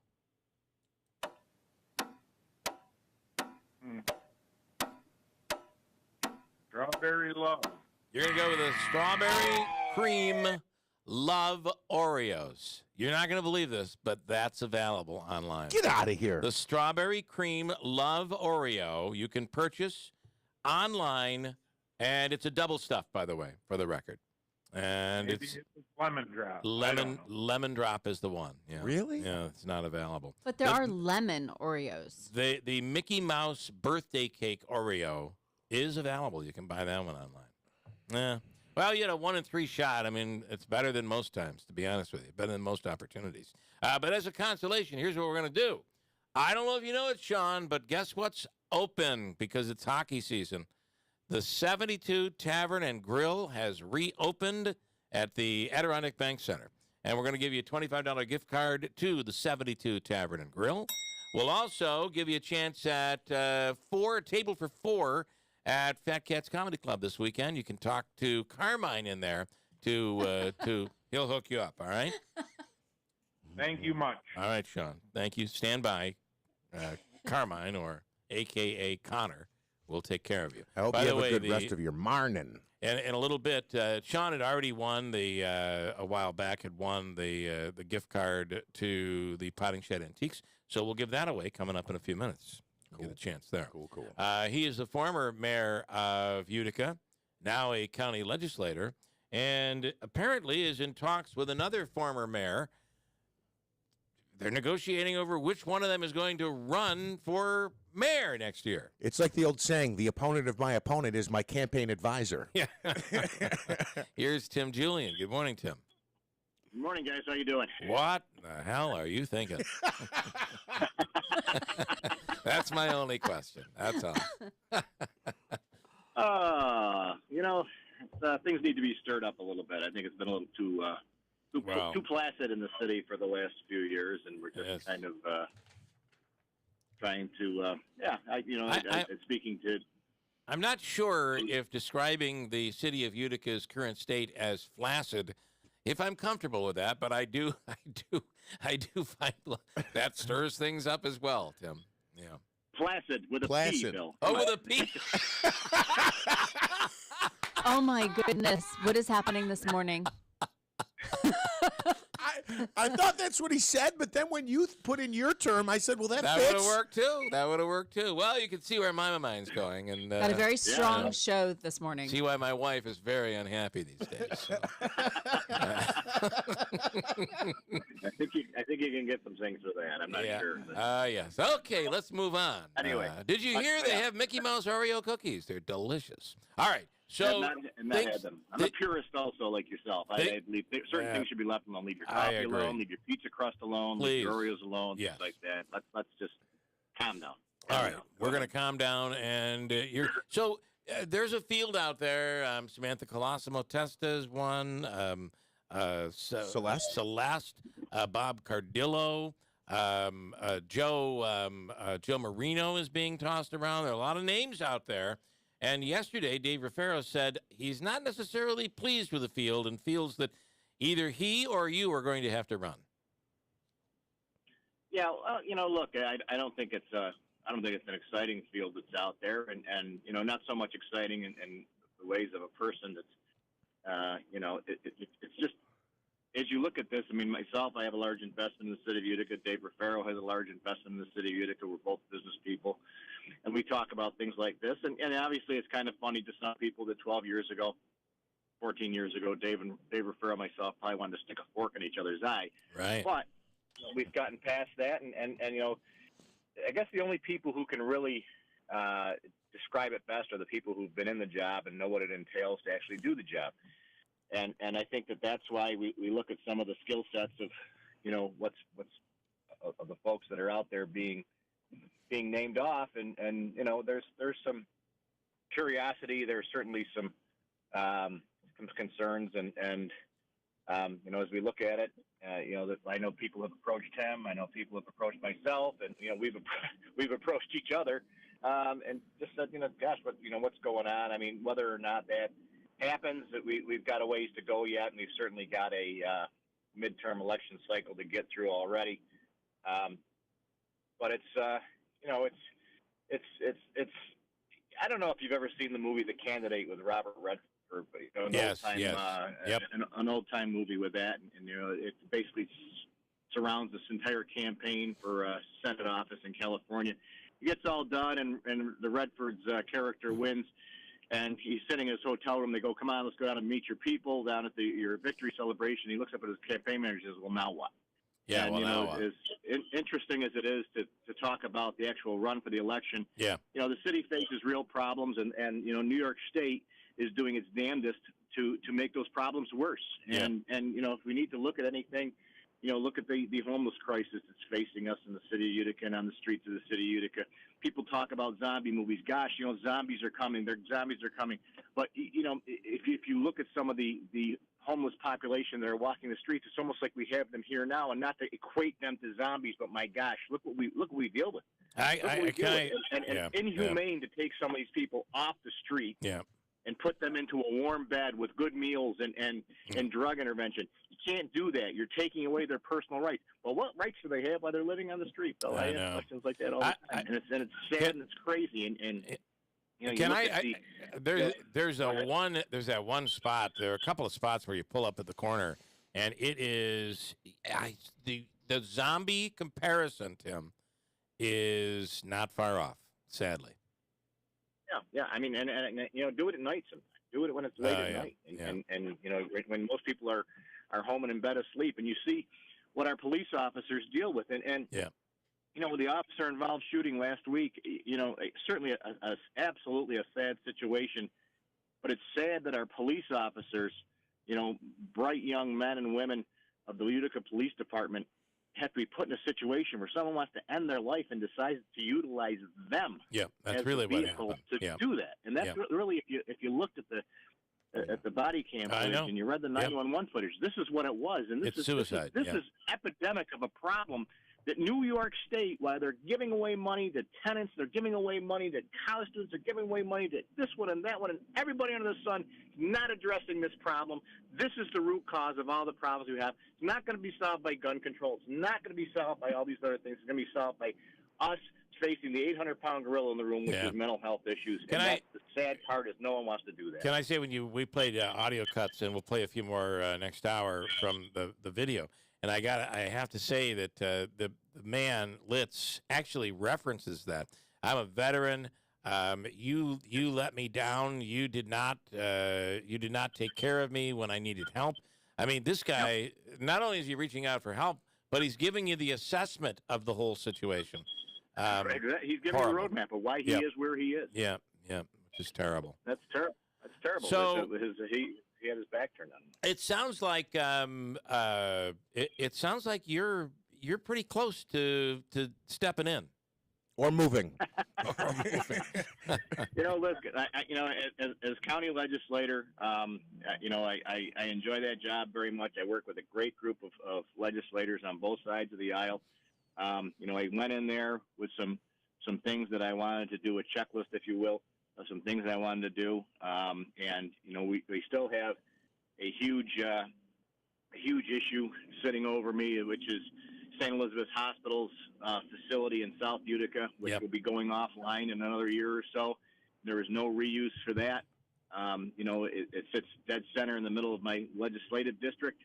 And, the people up there are extremely nervous about what's going to occur with St. Elizabeth's Hospital. And I'll say it over and over and over again. I mean, my intention is to do what I have to do and do what I can do to get that hospital demolished and knock it down and create a buildable pad there for real housing, not market rate housing, not the housing that everyone wants to build because they get huge government supplements for it, but housing that people can whether they're seniors or senior housing or something along that line there, but good and decent housing facilities there. I didn't realize that was your approach for that facility. I'm sorry, what's that? I did not realize that your plan, if everybody has a plan, that your plan would be to tear it down. The building is old and create new housing. I didn't realize that was your pitch for the property. Yeah. Through the years, Bill, we've seen a lot of buildings in the city of Utica that could be deemed only as outside of their useful life. Really no good purposeful reuse of that. Walking through St. Elizabeth's Hospital, as we've all done at one time or another in our lives. Yeah. There's no real reuse for that building, and on top of that, the amount of remediation that would have to take place there, whether it's lead, whether it's asbestos, whether it's what have you, the condition of the parking garages there. I went through the process with Bossert, getting Bossert torn down in West Utica, which now finally, years later, is becoming a taxable site again in the city of Utica. I went through the process of having to sue TRW over on the corner of French Road and Seward Ave in order for them to take their facility down before they left. It's still an open field, but nonetheless, it's an open field, at least without a huge vacant building that's being deteriorated on there. And this is a very similar situation that, just because you have a new facility doesn't mean you can walk away from your old one or basically just sell it out at a bargain basement price, so the next school comes around with $1 and a dream and decides that they're going to take this property and do something with it. It would not be complementary to the neighborhood, to the church, to the 2 grade schools, to all the assets that are around there, plus being directly right on Genesee Street itself. I think that's imperative that we need to look at that and continue to chase that down. Speaking with legislator Tim Julian, former mayor, and is considering a run for mayor when that term comes up next year. Jeff? He's talking the talk, I have to say, this morning. Listen, I'm going to drag you into another issue local to your South Utica neighborhood. What if, and that's the Stewarts, but what if you kept the hospital and then you had them open a 3-story Stewart Super Center? Wouldn't that make the whole community happy over there? Yeah. I'm kidding, obviously. It's like deja vu all over again, right? We're talking it is. Stewarts and going to the Utica. It's a facility that was a long-time restaurant. It was a Friendly's for a lot of years. I remember as a kid in 7th and 8th and 9th and 10th grade hanging out there. Yeah. So the hangout thing is real. It's an opportunity for people to hang out there. You got a couple buildings around there that are not the greatest looking buildings going, and through the years have certainly become very shop worn and terrible looking. And maybe we need to do something like that. It'd be great if. And probably if the Speedway had stepped up to the plate through the years and created a better facility there, maybe there wouldn't even be talks about this. Right. Not quite sure. I think, and you bring up the we have again is the zoning and the planning are such that there's not a lot that can be done to stop this at this point that I'm aware of. If Stewart's actually goes through and makes the application and says and does what they're going to do. So it's kind of like the same issue we had with the multi-unit apartment house on Sunset Ave. That basically there now, and we see that it certainly went there, and it is what it is. I do think that WIBX Utica Rome. I do think though that we do an awful great job in Utica of fighting, trying to prevent things from happening. If we put those same efforts into getting behind a project that you support, I think we'd be all a lot better off. Yeah, but the question is, what is the project that we could support there? I mean, would it be another restaurant? Would it be would it be would we want an apartment house there? No. What I'm saying is, this is capitalism. You have competition moving in. You can't be like, wow, we already have a gas station over there. We can't add another one. But that adds competition. That's the way America's supposed to work. I see it that way anyway. Well, sure.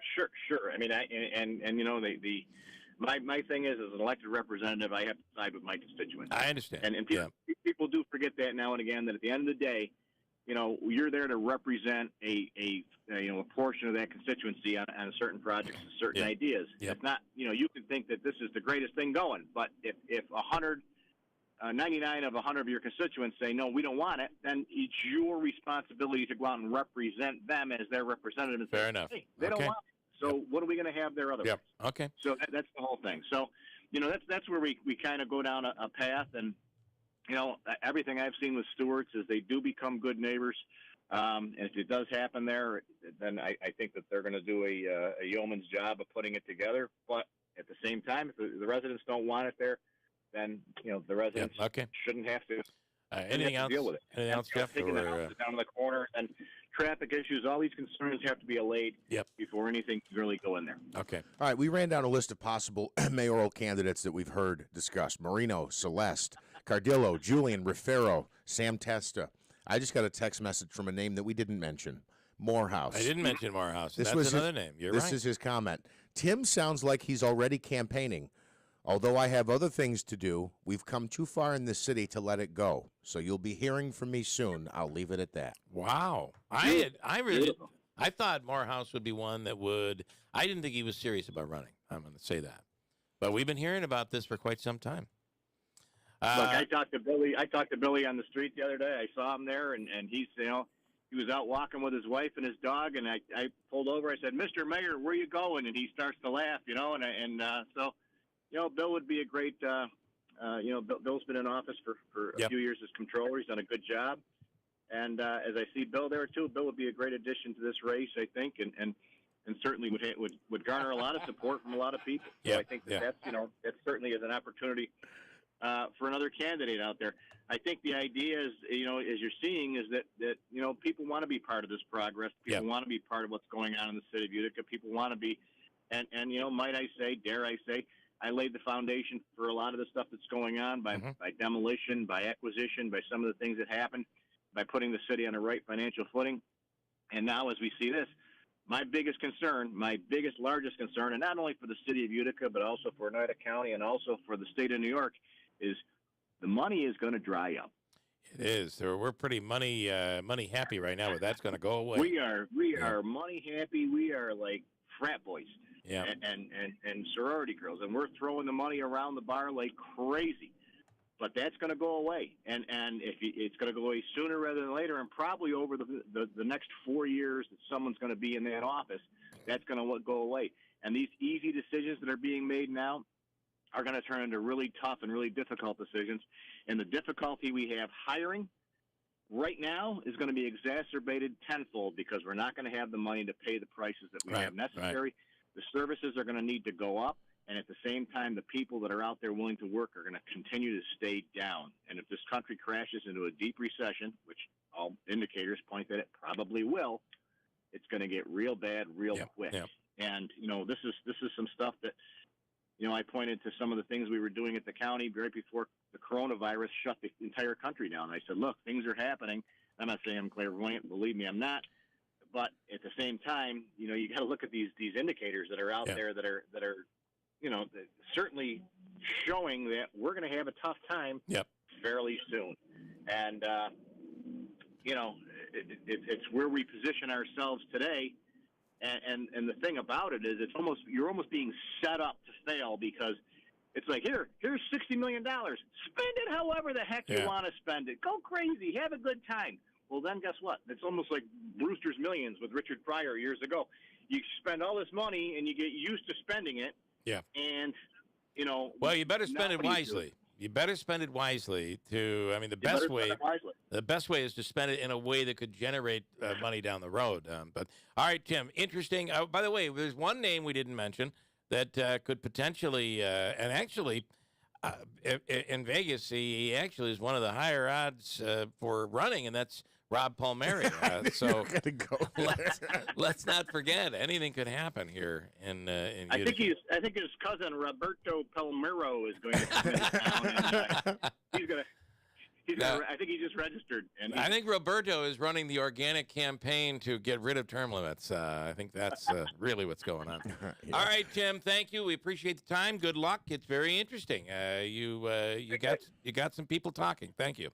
Yeah, that's all we can do. Thank you, Bill. Thanks so much. Well, Tim Julian. Certainly not a clairvoyant, but he's definitely an optimist, I'd have to say. It's 8:09. We went a little long. It's interesting. So you have Rifero, Tim Julian, Bill Morehouse, and then the other list of candidates that are out there that are all possible candidates for next year's run for mayor of Utica. There actually might be This time around, more candidates for Utica mayor than there is in the presidential GOP primary. Remember they had 20-something? Yeah, that's crazy. We got a lot of names here. Christine with an update on news right now. It is a 10 at WIBX. And your news is brought to you by Cliff's Local Market. They keep you going. We do have a traffic advisory in effect for Utica and New Hartford today. The Campion Road ramp to Routes 5, 8, and 12 northbound will be temporarily closed to traffic due to paving operations. We'll keep you posted on the latest on that. Oneida City Police looking for a 54-year-old white male wanted on charges of sexual assault. That's according to Sergeant Mike Burgess of the Oneida City Police Criminal Investigations Division. Police say Michael Mayoral, whose residence is unknown, is wanted through a bench warrant that includes sex abuse, a felony charge of sex abuse. He is this week's Mohawk Valley Crime Stoppers Wanted Person of the Week.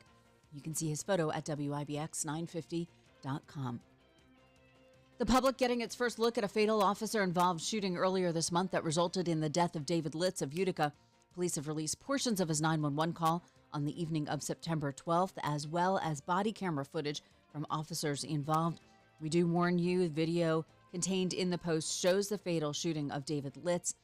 Viewer and listener discretion is advised. The incident is still being reviewed by the New York State Attorney General's office and the UPD. A homeless man is under arrest after being accused of attacking an Onondaga County Sheriff's deputy. Officials say 45-year-old Joseph Peters allegedly used a folding saw to cut the face of an officer in the parking lot of the On Center.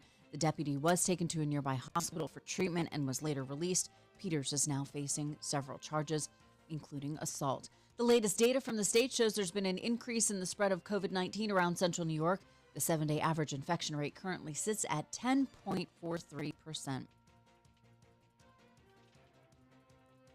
And State Attorney General Letitia James filing a civil lawsuit against former President Donald Trump for allegedly inflating his net worth. James says this legal action is the result of a 3-year investigation alleging Trump and his family members falsified business records, stretched asset valuations, and committed insurance fraud. The lawsuit seeks a $250 million judgment that would also ban any member of the Trump family from leading a business in New York State. She said it is the art of the steal. In a statement, Trump called James' lawsuit another witch hunt. Your WIBX Weather Center forecast is brought to you by Hilton Estate and Elder Law. A chance of showers and thunderstorms today. Partly sunny skies with a high near 65 degrees. Showers likely tonight, mostly cloudy with a low around 42. Mostly sunny on Friday with a high near 54. Mostly clear Friday night with a low around 40. Sunshine on Saturday, your high 62 with a low around 44. And a chance of showers on Sunday, the high 66 with a low of 54. Your temperature is brought to you by Cliff's Local Market. They keep you going. 63 right now, WIBX 950 AM and 106.9 FM News Time is 8:13. Here's Jeff Manaski with sports. Thank you, Christine. The Mets lose, but they didn't lose any ground in the National League East. The Mets falling to the Brewers last night, a final of 5-0. But the Braves lost as well. So 6-0. The Mets losing 6-0. The Braves lose as well. So the Mets still maintain their 1-game lead in the National League East. The Mets and Brewers will play one more. No, they're not. The Mets are off tonight before they head out to Oakland to open a series against the A's. I apologize.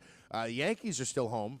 They'll open a 4-game series against the Boston Red Sox tonight in the Bronx. The Yankees scored a big win against the Pirates yesterday, 14-2 the final. Gleyber Torres, 2 home runs in the 8th inning, a solo shot and a 3-run homer. Also, the Yankees got 5 RBIs out of Orlando Cabrera. Smitty, correct me? Oswaldo Cabrera, thank you. Thursday Night Football tonight on WIBX. We'll have coverage beginning right here at 7:30. It's an AFC North showdown as the Cleveland Browns host the Pittsburgh Steelers. Apologize here because I lost my sports. That's off memory, I guess. So you're done. Yes, I'll stop talking now, finally. Fair enough. All right, a lot to get to here this hour. Mike Curley, Sergeant Mike Curley, want to speak with him on the video that was released of UPD and that fatal shooting that occurred all in the midst of a negotiation. It was tough to watch, tough to listen to. We have some audio. We'll speak with Mike Curley coming up. John Decker, Chief White House Correspondent with Great TV, is on later on in the hour. There's a lot to talk about with John. Rick Lewis in. I got a bunch of stuff, and I have some things to give away. We have a $50 gift card to give to somebody from the Potting Shed Antiques as they celebrate with a big party this weekend. Their big 50th anniversary is this weekend, and we'll celebrate by giving away in a second a $50 gift card. Today is National Singles Day. Like, as in like cheese, right? Like singles cheese? No, it is human square? Human dollar singles. bills. Human singles, not dollar bills. Today is National Singles Day. So I don't know what you do on National Singles Day. Do you stay do single? everything that you can to stay single. And that's kind of, I'm wondering, are they celebrating single life, or are they like, hey, I'm here, wink, wink? Christine, I loved your answer. That's a funny one. Yeah, it's true. And today is also National Ice Cream Cone Day here on the 22nd of September. Ice Cream Cone Day. I have a bunch of comments. We'll get to those coming up in a second. Sergeant Mike Curley on the video from UPD is next on WIBX. Your home ready for fall and winter. With colder weather coming, consider replacing your windows and doors with a more energy-efficient option. They also carry a wide variety of lumber, roofing, siding, trims, and more for your fall projects. With 3 convenient locations in Little Falls, Syracuse, and Schenectady, Little Falls Lumber is there wherever the job takes you. Stop in today or give them a call, 315-823-2470, or visit littlefallslumber.com. Hey, Rome Health provides convenient access to the best surgical care out there. The best surgical care out there. When you need surgery, you don't want to wait weeks for an appointment, only to wait even longer to get your surgery scheduled. And the key to this is here. Surgery's being done here. Just think about the issue of traveling out of the area and family, and God forbid if there's a complication. There are hotel costs. I mean, it's just to be able to do this from here is everything to someone. Surgeons, in most cases, can schedule your consult within the same week and often the same day without a referral from your primary care physician. And you can trust Rome Health to schedule your surgery promptly. The surgeons at Rome Health Surgical Specialists are trained in the latest techniques to speed your recovery and get you back on your feet faster. Dr. Williams, Dr. Malika, Dr. Hall perform a broad range of general surgical procedures, and each has his own area of expertise. Whether you need hernia surgery, breast surgery, weight loss surgery, Rome Health will schedule your surgery promptly. For the best surgical care out there, call Rome Health Surgical Specialists today, 315-356-7770. Visit Turning Stone Resort Casino, where you could win part of $135,000 in cash in Fall Festival Bingo September 24th. There will be over $5,000 in door prizes, TVs, iPads, Apple Watches, $100 gift cards, and more. Call Turning Stone to make your reservation today. 800-347-9086. That's 800-347-9086. Identity theft shows no signs of slowing down. In fact, more than $14 billion were stolen last year. That's a criminal success story and a wake-up call for everyone else. It can be dangerously easy to steal your identity. LifeLock by Norton makes it easy to help protect yourself. If you become a victim, LifeLock will work to fix it. No one can prevent all identity theft, but everyone can save up to 25% their first year with promo code NEWS at LifeLock.com. Truck crash? Choose William Mattar, the largest motor vehicle accident firm in the state. After a crash, an investigation may need to be started immediately. So call now. When you visit WilliamMattar.com, you'll see that motor vehicle accidents are what we do. Truck crash? Call William Mattar. 315-444-4444, South State Street, Syracuse. 315-444-4444. Prescription products require an online consultation with a healthcare provider who will determine if a prescription is appropriate. Restrictions apply. See website for full details and important safety information. Subscription required. Refund available for 60 days after purchase. Hey guys, did you know there's a generic form of Viagra that works just the same but is 90% cheaper? And you can get it online. Just go to 4hims.com/radio. You'll get a free medical consultation, discreet shipping if prescribed, a 100% online process, and trusted generic alternatives to the biggest brands at 90% off. That's right, get generic for Viagra, the same active ingredient as brand name Viagra, but 90% cheaper. It's the same medication you get from your doctor, but with zero copay, no expensive appointments, and no awkward face-to-face conversations. Results are guaranteed or your money back. To start your free online visit, you need to go to this exclusive address, 4hims.com/radio. That's 4hims.com/radio for your free online visit. FORHIMS.com/RADIO. New York Sash is seeking nominations for the Shower for a Soldier Bath Makeover giveaway. Their goal is to improve the life of a local veteran experiencing hardships that hinder everyday tasks, such as something as simple as bathing. On Veterans Day, one nominee will be selected to have their new tub or shower installed in their bathroom absolutely free of charge. Now, maybe you've nominated someone in years past, renominate them. Maybe there's somebody else out there that you're thinking about that would be the perfect veteran for this. Nominate them today. New York Sash bathrooms are safer, more accessible, lower maintenance, and just a better option. Professionally designed and installed. And you know what? The bathrooms go in just a day or two. Do your part and nominate a deserving veteran for the New York Sash Shower for a Soldier Bath Makeover giveaway. And you can do it online at newyorksash.com. Go to newyorksash.com/soldier or stop by their showroom on Oriskany Boulevard in Whitesboro. WIBX 950 and 106.9 FM. This is Keeler. Hey, the official coffee of the Keeler in the Morning radio program is from Daylight Donuts in New Hartford in the Village. Chuck, make sure that every morning the donuts are fresh, freshly made every morning.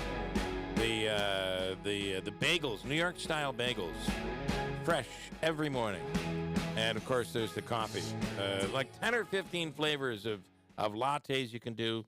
It's fall, so you could try one of those pumpkin flavored lattes. It's Daylight Donuts in New Hartford with a lightning fast drive-through.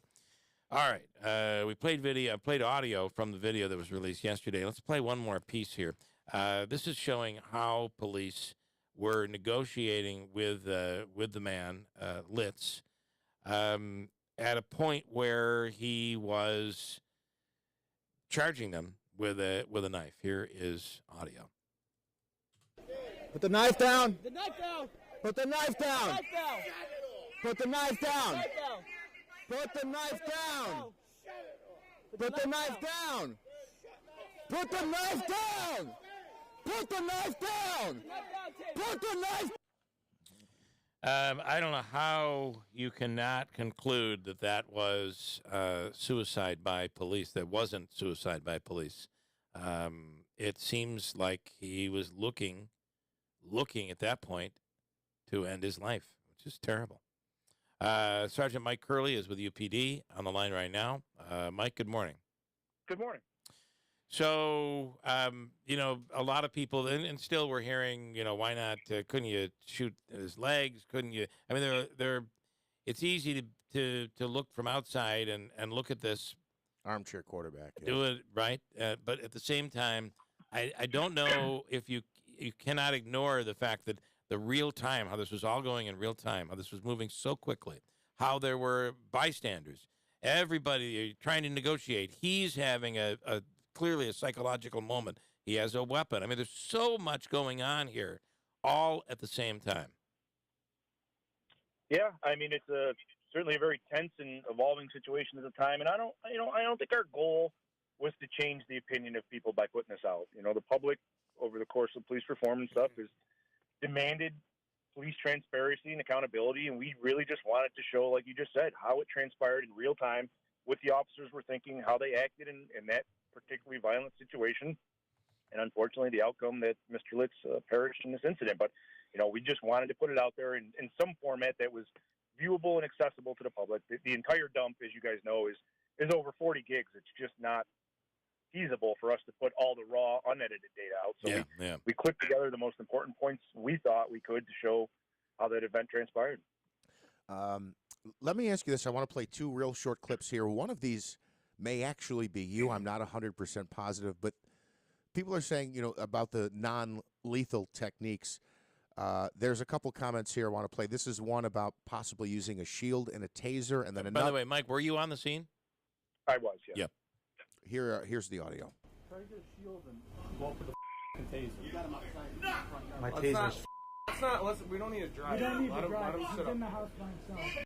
So going on right there, and I apologize because I had to bleep it because of curse words. Essentially, there's a conversation maybe between two officers about trying to get a defensive shield and approach and use a taser. And I believe another officer says, let's not drive him. Is that drive him away from his home into a situation? Can you explain what that audio is? Sure. So overall, in these type of situations, if the individual is just the threat at that point to himself or not the immediate public, time's on our side, right? We don't want to force the situation. That the whole goal is to talk that individual down, to try to de-escalate the situation, to try to make a positive outcome. You don't want to create a rash decision by taking the shield and approaching that individual where in his backdrop there's several dozens of individuals on their porch or on the sidewalk that they become the target versus us the target. And that's kind of what that situation is transpiring there, is that don't push him to do something that we're going to regret or that's going to escalate the situation in a direction that we just don't want it to go. So the whole goal is to try to talk him down, to try to have him drop that knife, to try to place him into custody in a safe and appropriate manner that we tried to control the situation. Unfortunately, Mr. Litz, I'll let the video speak for itself, but, his mental state and the manner in which he sought to have the police shoot him just wasn't going to go down that way. Yeah. Here's one more, and this is a conversation again between two officers about possibly trying to approach from the adjacent home and, again, try to use a non-lethal technique. You think we can sneak behind that house, come up around? I don't want to tase him in his back. Yeah, come out 1903. You want to get me? Shoot me. You want to get me? Shoot me. What about that? Did you just run out of time? Was that a possible strategy? Was that being considered at the time? What do you know, Mike? Yeah, so unfortunately in situations like this, I don't mean to be coarse or anything, but there's no tabletop for this. You know what I mean? Right, we don't right. have an overview where we know what kind of backyard 1903 is, or we don't know if there's a fence, or we don't know if it's feasible, or if there's a dog in the backyard. Obviously, you're trying to explore all possibilities then to safely as the events are transpiring in real time. And, you're going to think of things that you can do, but does the situation unfolding allow you to really do the things you want to do, or do you just kind of take it second by second and deal with what you got on scene? I want to ask this question. I don't want you to think that I'm being critical, but it's something that I've heard, and I would just like your opinion, because your answer in this might surprise people. Like maybe the answer will be that I'm talking about the experience. Obviously, we're hearing one of the officers involved in the shooting was a rookie. I know there's been a lot of retirement. There's been a problem in hiring police officers today because, God, who would want the job based on the current climate in America right now? But there's been a lot of turnover. Do you feel that and your answer might be the fact, a veteran officer is not trained the way a young officer is trained. Do you think that played any bit of a role in any of this, as how this all went down? I don't. Officer Gill who the young officer that you're speaking of, had a position on a southern perimeter to try to contain the situation. And whether it was a senior officer or a junior officer, Mr. Litz charged at those officers. It wasn't because the officer had 2 years, or, on the other end, he could have just easily charged the other end where officers such as myself or other guys had 18 years on the job, 17 years, So I guess it's just dependent on the choices of the individual holding the knife on that day, And with respect to seniority and performance, if you have a young officer versus a senior officer, we don't get to dictate what calls get sent to what I understand. zone. I understand. If an individual is riding a particular zone and he gets a call in his zone, it doesn't matter how much time you get on the job. You're expected to handle that call in a professional and appropriate manner, regardless of how much time you have. It's interesting because I've heard people talk about, whether it's police or any profession, how the newer generation that's taking over is different. They were brought up differently. There might even be more of a sensitivity and clearly when you're hearing the officer inside the car, his life, I mean, he may have just taken a life, but he is suffering greatly. You could just hear from his emotions how much he was suffering after having to take someone's life. I appreciate you recognizing that, and I think we said it last time. They're not robots. They are humans. Yeah. Regardless of what their profession dictates them do in a split second, there is an emotional component to this job, and a lot of such. There's a lot of tragic situations that police officers, first responders, EMS, fire, just everyday people having in their own lives, and there's no difference between us and the emotional outfall of what happens afterwards and how you get your adrenaline dump and what you really have to live with. The fact that you took an individual's life when you didn't want to, I think you heard that we tried to do everything possible to take the knife out of this individual's hand. I also think there's some incorrect information that's been out there. People are just assuming that psychology played no role in this, or psychology training played no role. Can you play the clip of the female officer who clearly, again, I just hear the emotion in her voice. The desperation. Almost the desperation, begging him, I don't want to say begging, but pleading with him to put down the knife, because everybody had to know that this was moving closer and closer to a very bad outcome. Listen to the clip, and then we'll have you talk about it. David, listen, just drop the knife. Please, don't stop moving. Drop the knife, okay? Hey, drop the knife. David, drop the knife. Please drop the knife. Listen, David, talk to me for a minute, okay? All right, I want to ask you two parts to this. Number one, about her, was that a trained officer with trained in negotiation and psychology? Talk about that first, if you could. Yeah, so Investigator Jessica Dodge is both a crisis intervention trained officer as well as a crisis negotiation trained officer. So she has both dual certifications. She also has higher level education in a formal setting in respect to psychology. She does a fantastic job for us. But I think you can just hear and feel the angst and the escalation of that particular situation at that time. Unfortunately, it's only seconds later that the shots are fired. And this is just before. I say this in the most humble way possible. A lot of times, the situation is dictated by the individual on scene, right? It's not the police that are. We're trying to do the best we can based on the facets we're faced with by the individual who created that situation. And I think you can just see it's rising at that point, and unfortunately, it ended the way it did. Here's the other part of this. I want to listen to that clip one more time, but now listen to her negotiate. She's really trying to get, and you can see it's escalating. And again, as you say, Mike, he's dictating where this is going. The victim is dictating because it's his actions that are forcing everybody to react to his actions. But the part that I want to ask you about is the bystanders, the people in the background, the neighbors, who are all trying to do the right thing, but aren't they making matters? I don't want to, I feel like I'm saying they're making matters worse. Listen to the clip, and then I'd like your take on it. David, listen, just drop the knife. Please, don't stop moving. Drop the knife, okay? Hey, drop the knife. David, drop the knife. Please drop the knife. Listen, David, talk to me for a minute, okay? All right, so you're hearing the people.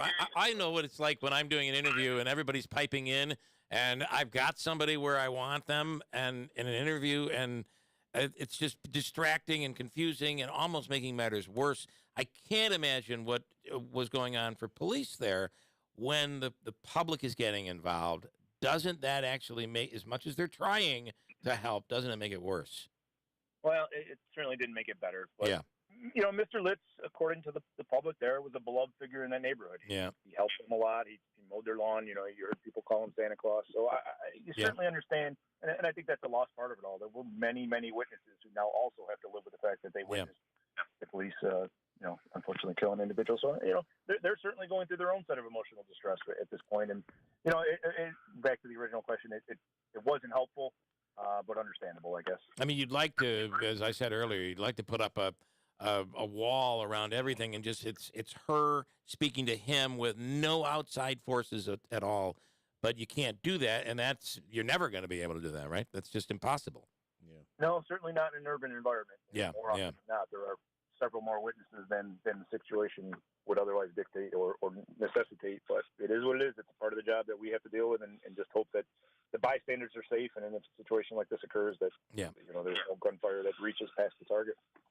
I just want to point out that we spoke to you shortly after the incident, and again, you were at the scene, you're involved, and I'll say you are biased in terms of you are a police officer, and you were someone who was on the scene. You are not an objective person, but in reviewing it, I thought everything you said the morning after was pretty accurate. You talked about the impact on the family, the officers, the witnesses.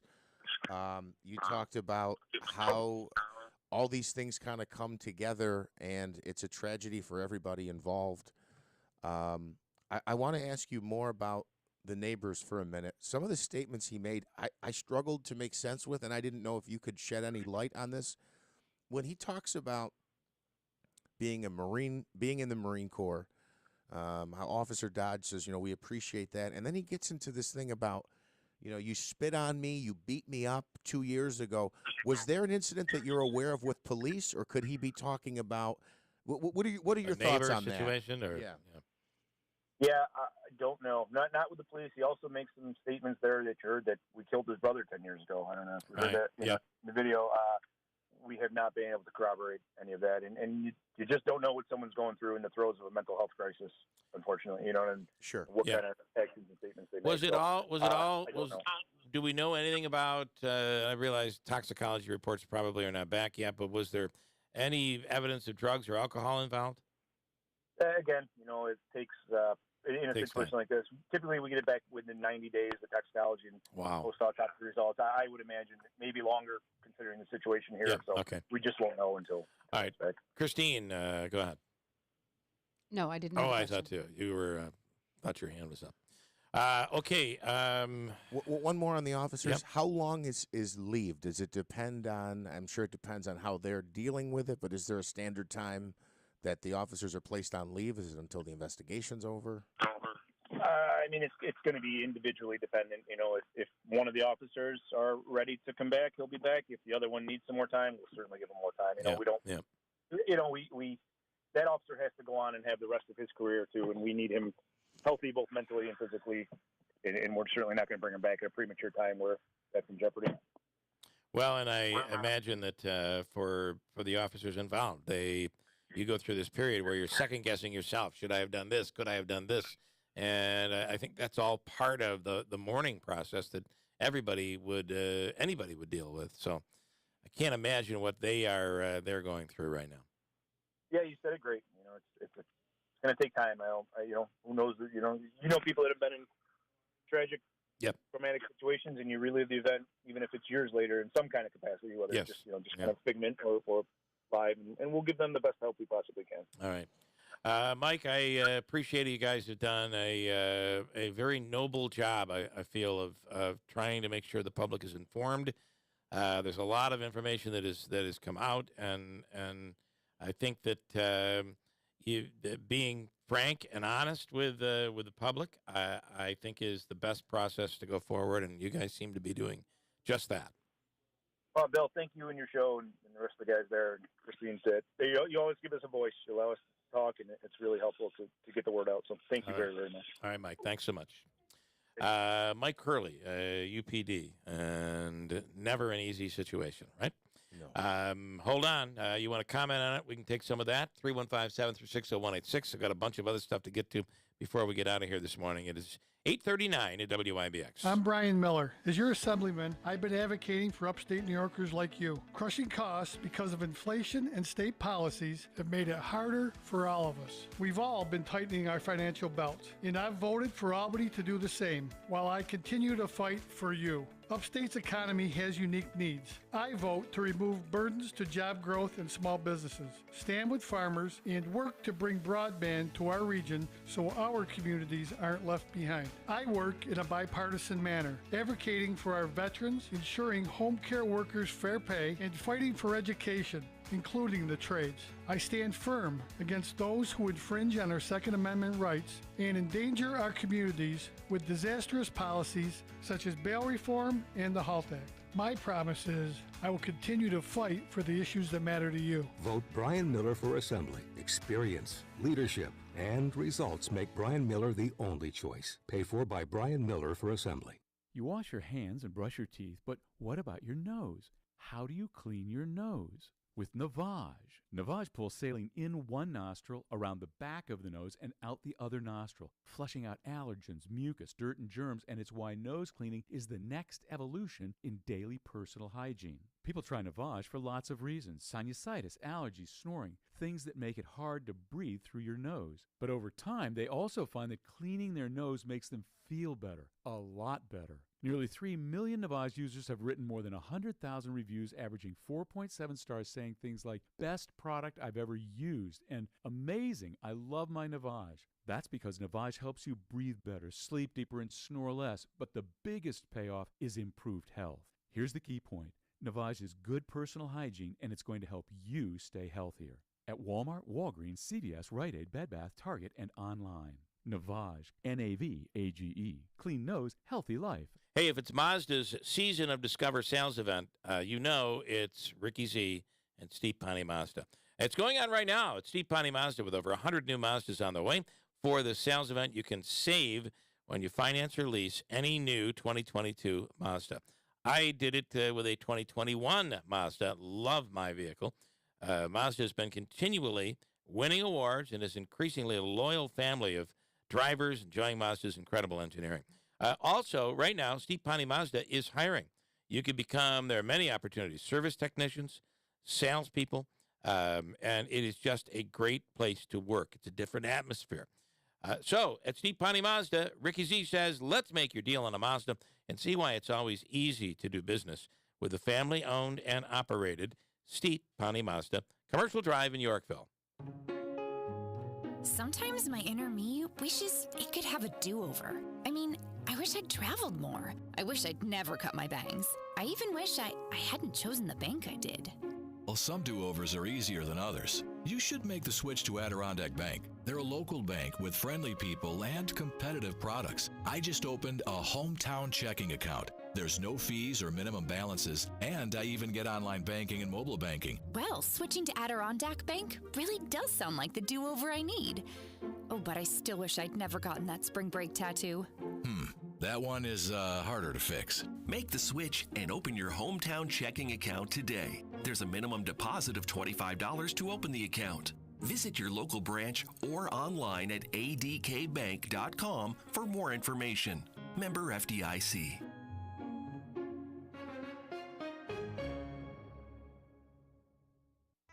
Hi, this is John Calabrese. Is your company looking to hire qualified, dependable employees but unsure of where to look? Let Express Employment Professionals take on the recruitment and hiring process for you. We're a locally owned, full-service staffing firm. We'll help you find your next star employees. Business decisions come down to time and money, and Express can save you both. We take on finding employees for you so you can focus on meeting your business goals. Find us on the web at expressmohawkvalley.com for details on how to get started. Are you looking for a great job? Stop searching. ECR International is hiring for assemblers and maintenance technicians. You could be working for the company that actually helped kickstart the world-famous Boilermaker Road Race. Both of the positions that we're currently hiring for offer excellent pay with a full benefits package. Instead of waking up every day dreading work, wake up and have a fulfilling job working for a great local company. Work for ECR International. To find out more, just call Express Employment at 315-790-5723.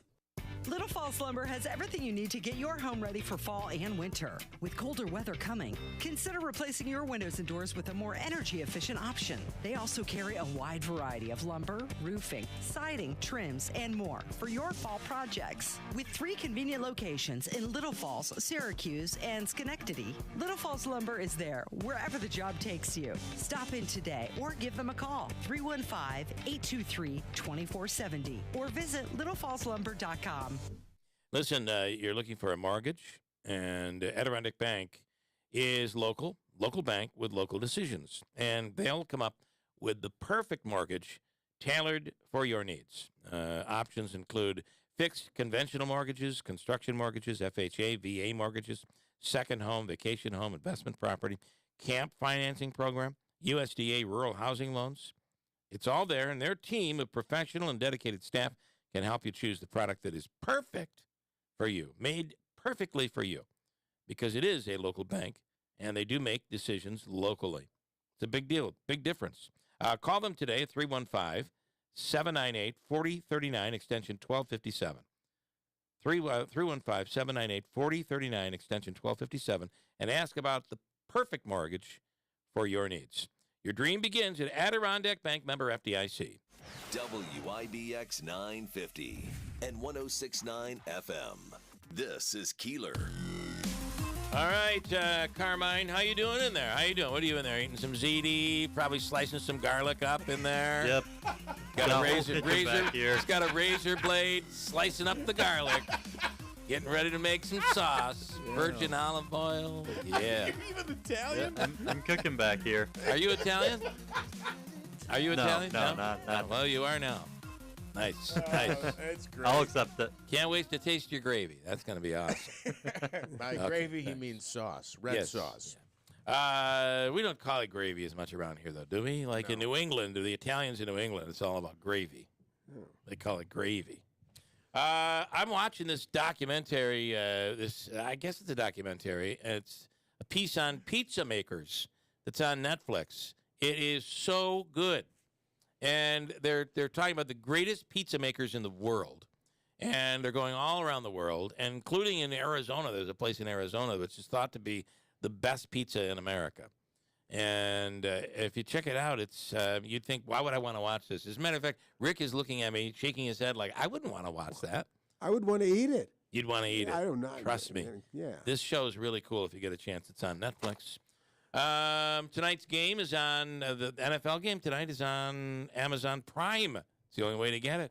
Want to watch the Yankees tomorrow night? Want to see if Judge hits another home run? You're going to have to watch it on Apple TV Plus. Oh, really? Davey's shaking his head no. I'm pretty sure, Davey. Oh, boy. That means I won't be able to watch it because I'll be at the Syracuse game. Oh, you're going to see Virginia. Yeah. Well, were you going to watch it? And that's on the Disney Network. I don't know why. It's weird. That's no, not it's true. on ESPN. Oh, it is? Okay. Yeah. Which is owned by Disney. Yeah. Okay. Well, look, they're following your lead going online with material. You see, now that you're on. You're right. Yeah, That's exactly. That's it. You're what a leader. A leader. We are, yes. Yeah. God forbid. We're leaders. Yeah. So what I want to do, Carmine, is give the Potting Shed Antiques gift card away. We have one of those remaining for this morning. So what caller should call in to win? How about this time we go with 4? 4. Caller number 4. And you don't have to do anything. There's no hoops to jump through. You just, the 4th caller will win a $50 gift card to the Potting Shed Antiques. Their 50th anniversary celebration is this weekend, 315-736-0186. All right, Rick Lewis, good morning, good morning. Yes, it is a good morning. So what are you in here to promote? Well, there's so many things, you know, you get jumbled and bobbled in your head. You are you've turned into Joe Load for when it comes to plugging stuff here. Well, and you guys do a ton of stuff out there. There is, yes. But you had mentioned, Bill, are you hosting some kind of a talent show? That's what we're focusing in on, the Bill Keeler. That is October 15th. October 15th, right, 1 to 3 o'clock in the afternoon in the Capitol Theater. And what I have is, what's going on there is a lineup of entertainers, and most of them are like students and younger people who, you know, haven't played around a lot, but some really good stuff. In fact, Nathan Alexander, you've had him here on your show. He's very wonderful. He's one of the people performing on the course of that day. Funny kid. And so are you going to do a little stand up there? Is it Nathan Alexander? Is he the keyboard player? Yes. Okay. He is also a funny kid. I think he's funny. But he's very talented. I was getting it mixed up with, there's the kid out there that does stand-up. So there's a young kid that does stand-up. We had 2 young kids on doing keyboard. Nathan Alexander's one of them. Well, hey, he does a lot of Billy Joel and Elton John stuff, and it's so good. Yeah, well, maybe you can hook me up with a comedian. I think maybe he would be in the show. That would be a great addition. Yeah, I got to remember his name. But it's not Nathan Alexander. It's not, no. Well, you know what? If you don't find him, you got to do a little shtick. So this is all happening on... we're calling it the Fall Festival. The Fall Festival, October 15th, during the daytime. During the daytime. At 1 till the Capitol 3. Theater. Right. We have on the Friday and Saturday we have Summer Stage. They're putting on a show called Showstoppers, which features some musical selections from the past 25 years of their productions. Cool. Nice. And they're doing that on both nights. But on Saturday we have a whole day of events, and it kind of ends with the Rocky Horror Picture Show. Classic. Oh, that's cool. Yeah, we do that. We've done that as long as I've been there. Usually do 2 nights, but this year we're just doing the one night because things have been getting pretty busy around there. It's busy, yeah. So a couple things I want to let you know. So I'm hosting this thing. It's on October 15th. Perrier, you're familiar with that? That's natural spring water, and it's naturally, it actually has a natural fizz to it. Yeah. Did you know that? Yeah. Well, the fizzes are really different. It's really micro beads of foam.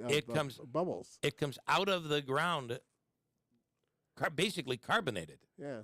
Yeah, it's really wild. Does it come out with like a $12 price tag on it too, or do they add that afterwards? Listen, I'm hosting. It doesn't matter what it costs. I need a 12-pack of that because I only usually get a few sips in. Then it's not as cold as I like it, and then I go to the next one. I never finish one. Okay. Blue M&Ms. They're out there. I'd like a big bowl of blue M&Ms. Okay. And pizza.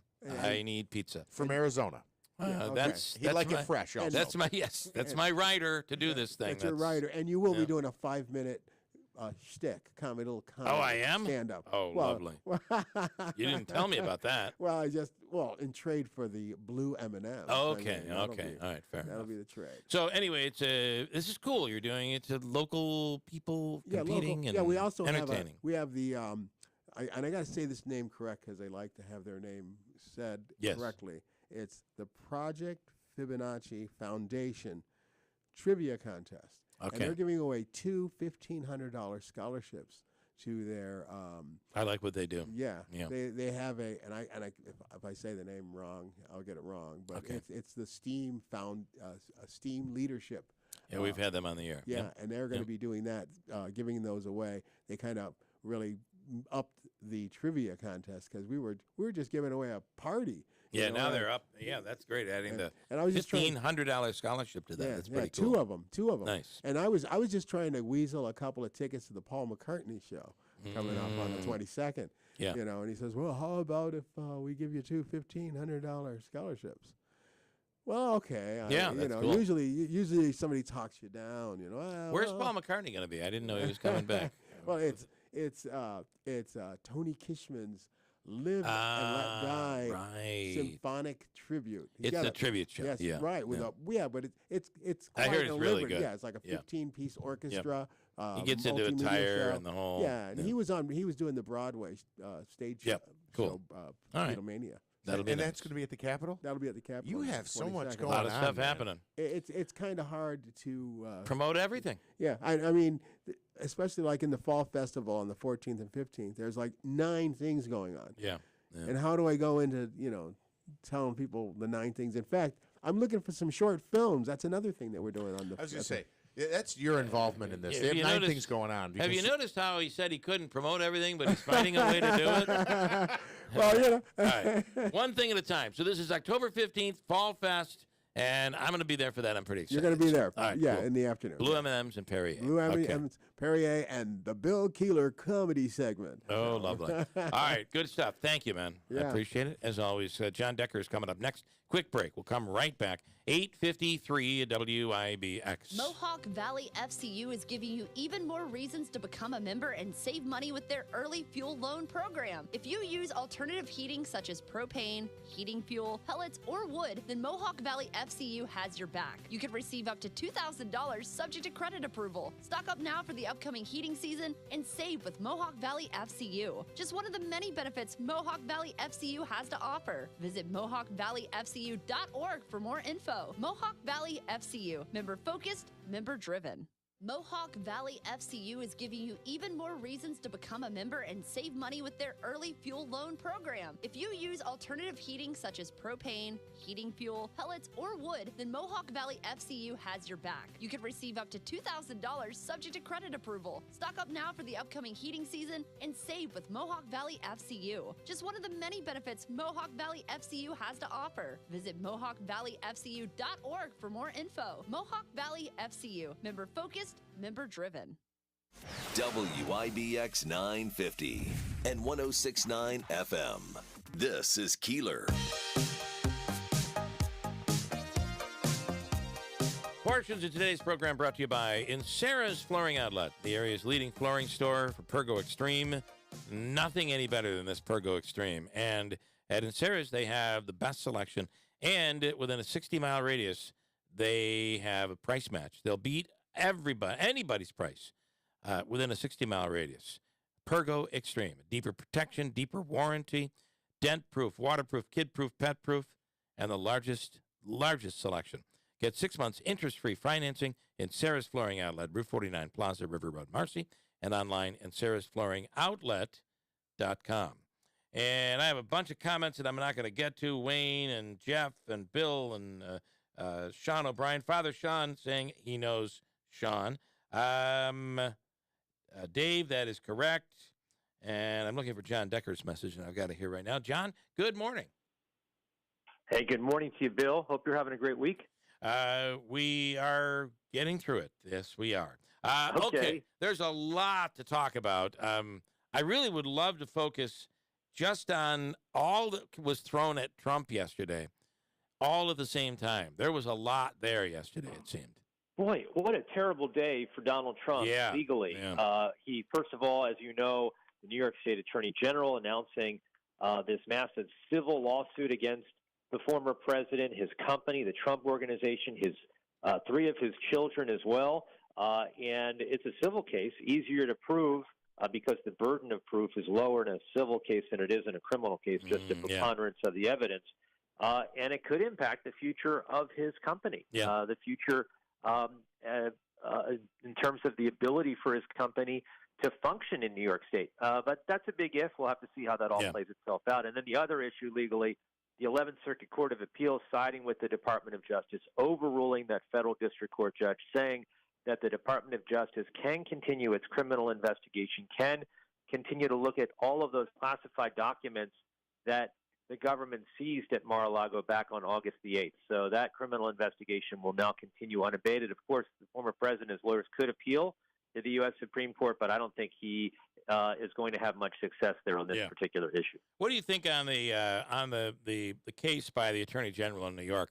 Politics, or does she have something there? It comes from a lot of Cohen's testimony, by the way, right? People ask me this question, and you're forgetting about an alternative, which is it could be both. Could be both politically motivated, and Letitia James may also have the goods on the former president. So it could be both. I think it certainly is the former. It's certainly politically motivated. She said publicly one of the reasons why she was running for Attorney General was to go after Donald Trump. But as to whether or not this investigation, which has been ongoing for quite some time, ends up being successful, we'll just have to wait and see. She has made a criminal referral to both the U.S. Attorney's Office in the Southern District of New York and also to the Internal Revenue Service. But that does not necessarily mean that they have to take up their own criminal investigation into the former president. Her accusations are a bit like he took a property and it was estimated value was somewhere, I don't know, $200 million, and all of a sudden it was they listed it as $900 million. I mean, those numbers aren't accurate, but it was like big inflation of the numbers, it seemed. Well, that's exactly right. And she says that he did this for a variety of his properties. I think, over 20 of his properties in which he did this to obtain loans at good interest rates as well. Interesting element to this case is that none of the financial institutions that Letitia claims have been defrauded have claimed that they've been defrauded. So it's a very interesting case in terms of that aspect of things, and we'll see where that goes. This might be like the NRA lawsuit that she had that I don't know. The only thing that happened is that the NRA moved out of New York. And then finally, quickly, 45 seconds. Biden, UN, Russia. Wow, there's some really scary talk going on here. Well, it's the scary talks coming from Putin. Putin threatening to use nuclear weapons in the war in Ukraine, making that in an address to his country yesterday. Biden replying. I was up in New York City for the president's speech at the United Nations General Assembly, saying it's just simply irresponsible for a nuclear superpower to make those types of threats. We'll see where that goes. President Biden also announcing $1.2 billion in additional military assistance to Ukraine.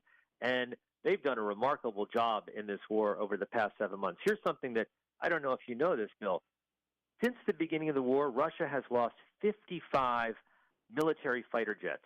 And that is just an amazing statistic to give you a sense about how well Ukraine is doing in terms of this fight against Russia. Wow. Interesting. We'll talk again next week, John. As always, thank you so much. Look forward to it. Thanks, Bill. Bye-bye. Thank you, John. John Decker, the chief White House chief correspondent at Gray TV. That's it for us. Back here tomorrow morning, WIBX Utica Rome. It's 9 o'clock. Appeals Court rules it can continue to review classified material seized, lifting a judge's order blocking that. The former president also tells Fox New York's Democratic Attorney General, who sued him and his 3 oldest children in the Trump Organization, has been out to get him for years, a continuation of a witch hunt. I actually thought that they would never bring a case, and she brought it.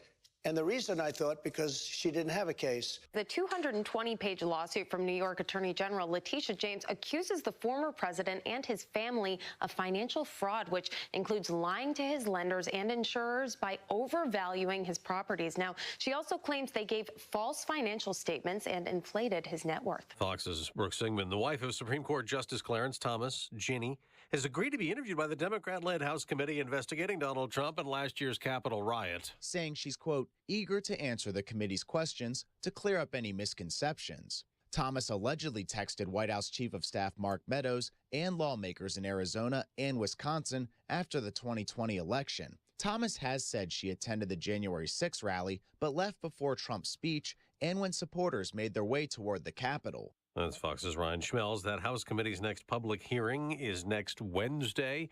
The earth quaked in Mexico for the second time this week, and it was felt over in Mexico City, where one woman was killed falling down the stairs of her home. We got an unemployment update this morning. Slight increase in first-time claims last week, up to 213,000, but there was a drop in the number of people continuing to collect unemployment benefits, the fewest since mid-July. America's listening to Fox News. The global economic group headed by China and Russia, called BRICS, is dedicated to challenging the dollar. This means the dollar will be further damaged, and along with it, the purchasing power of Americans.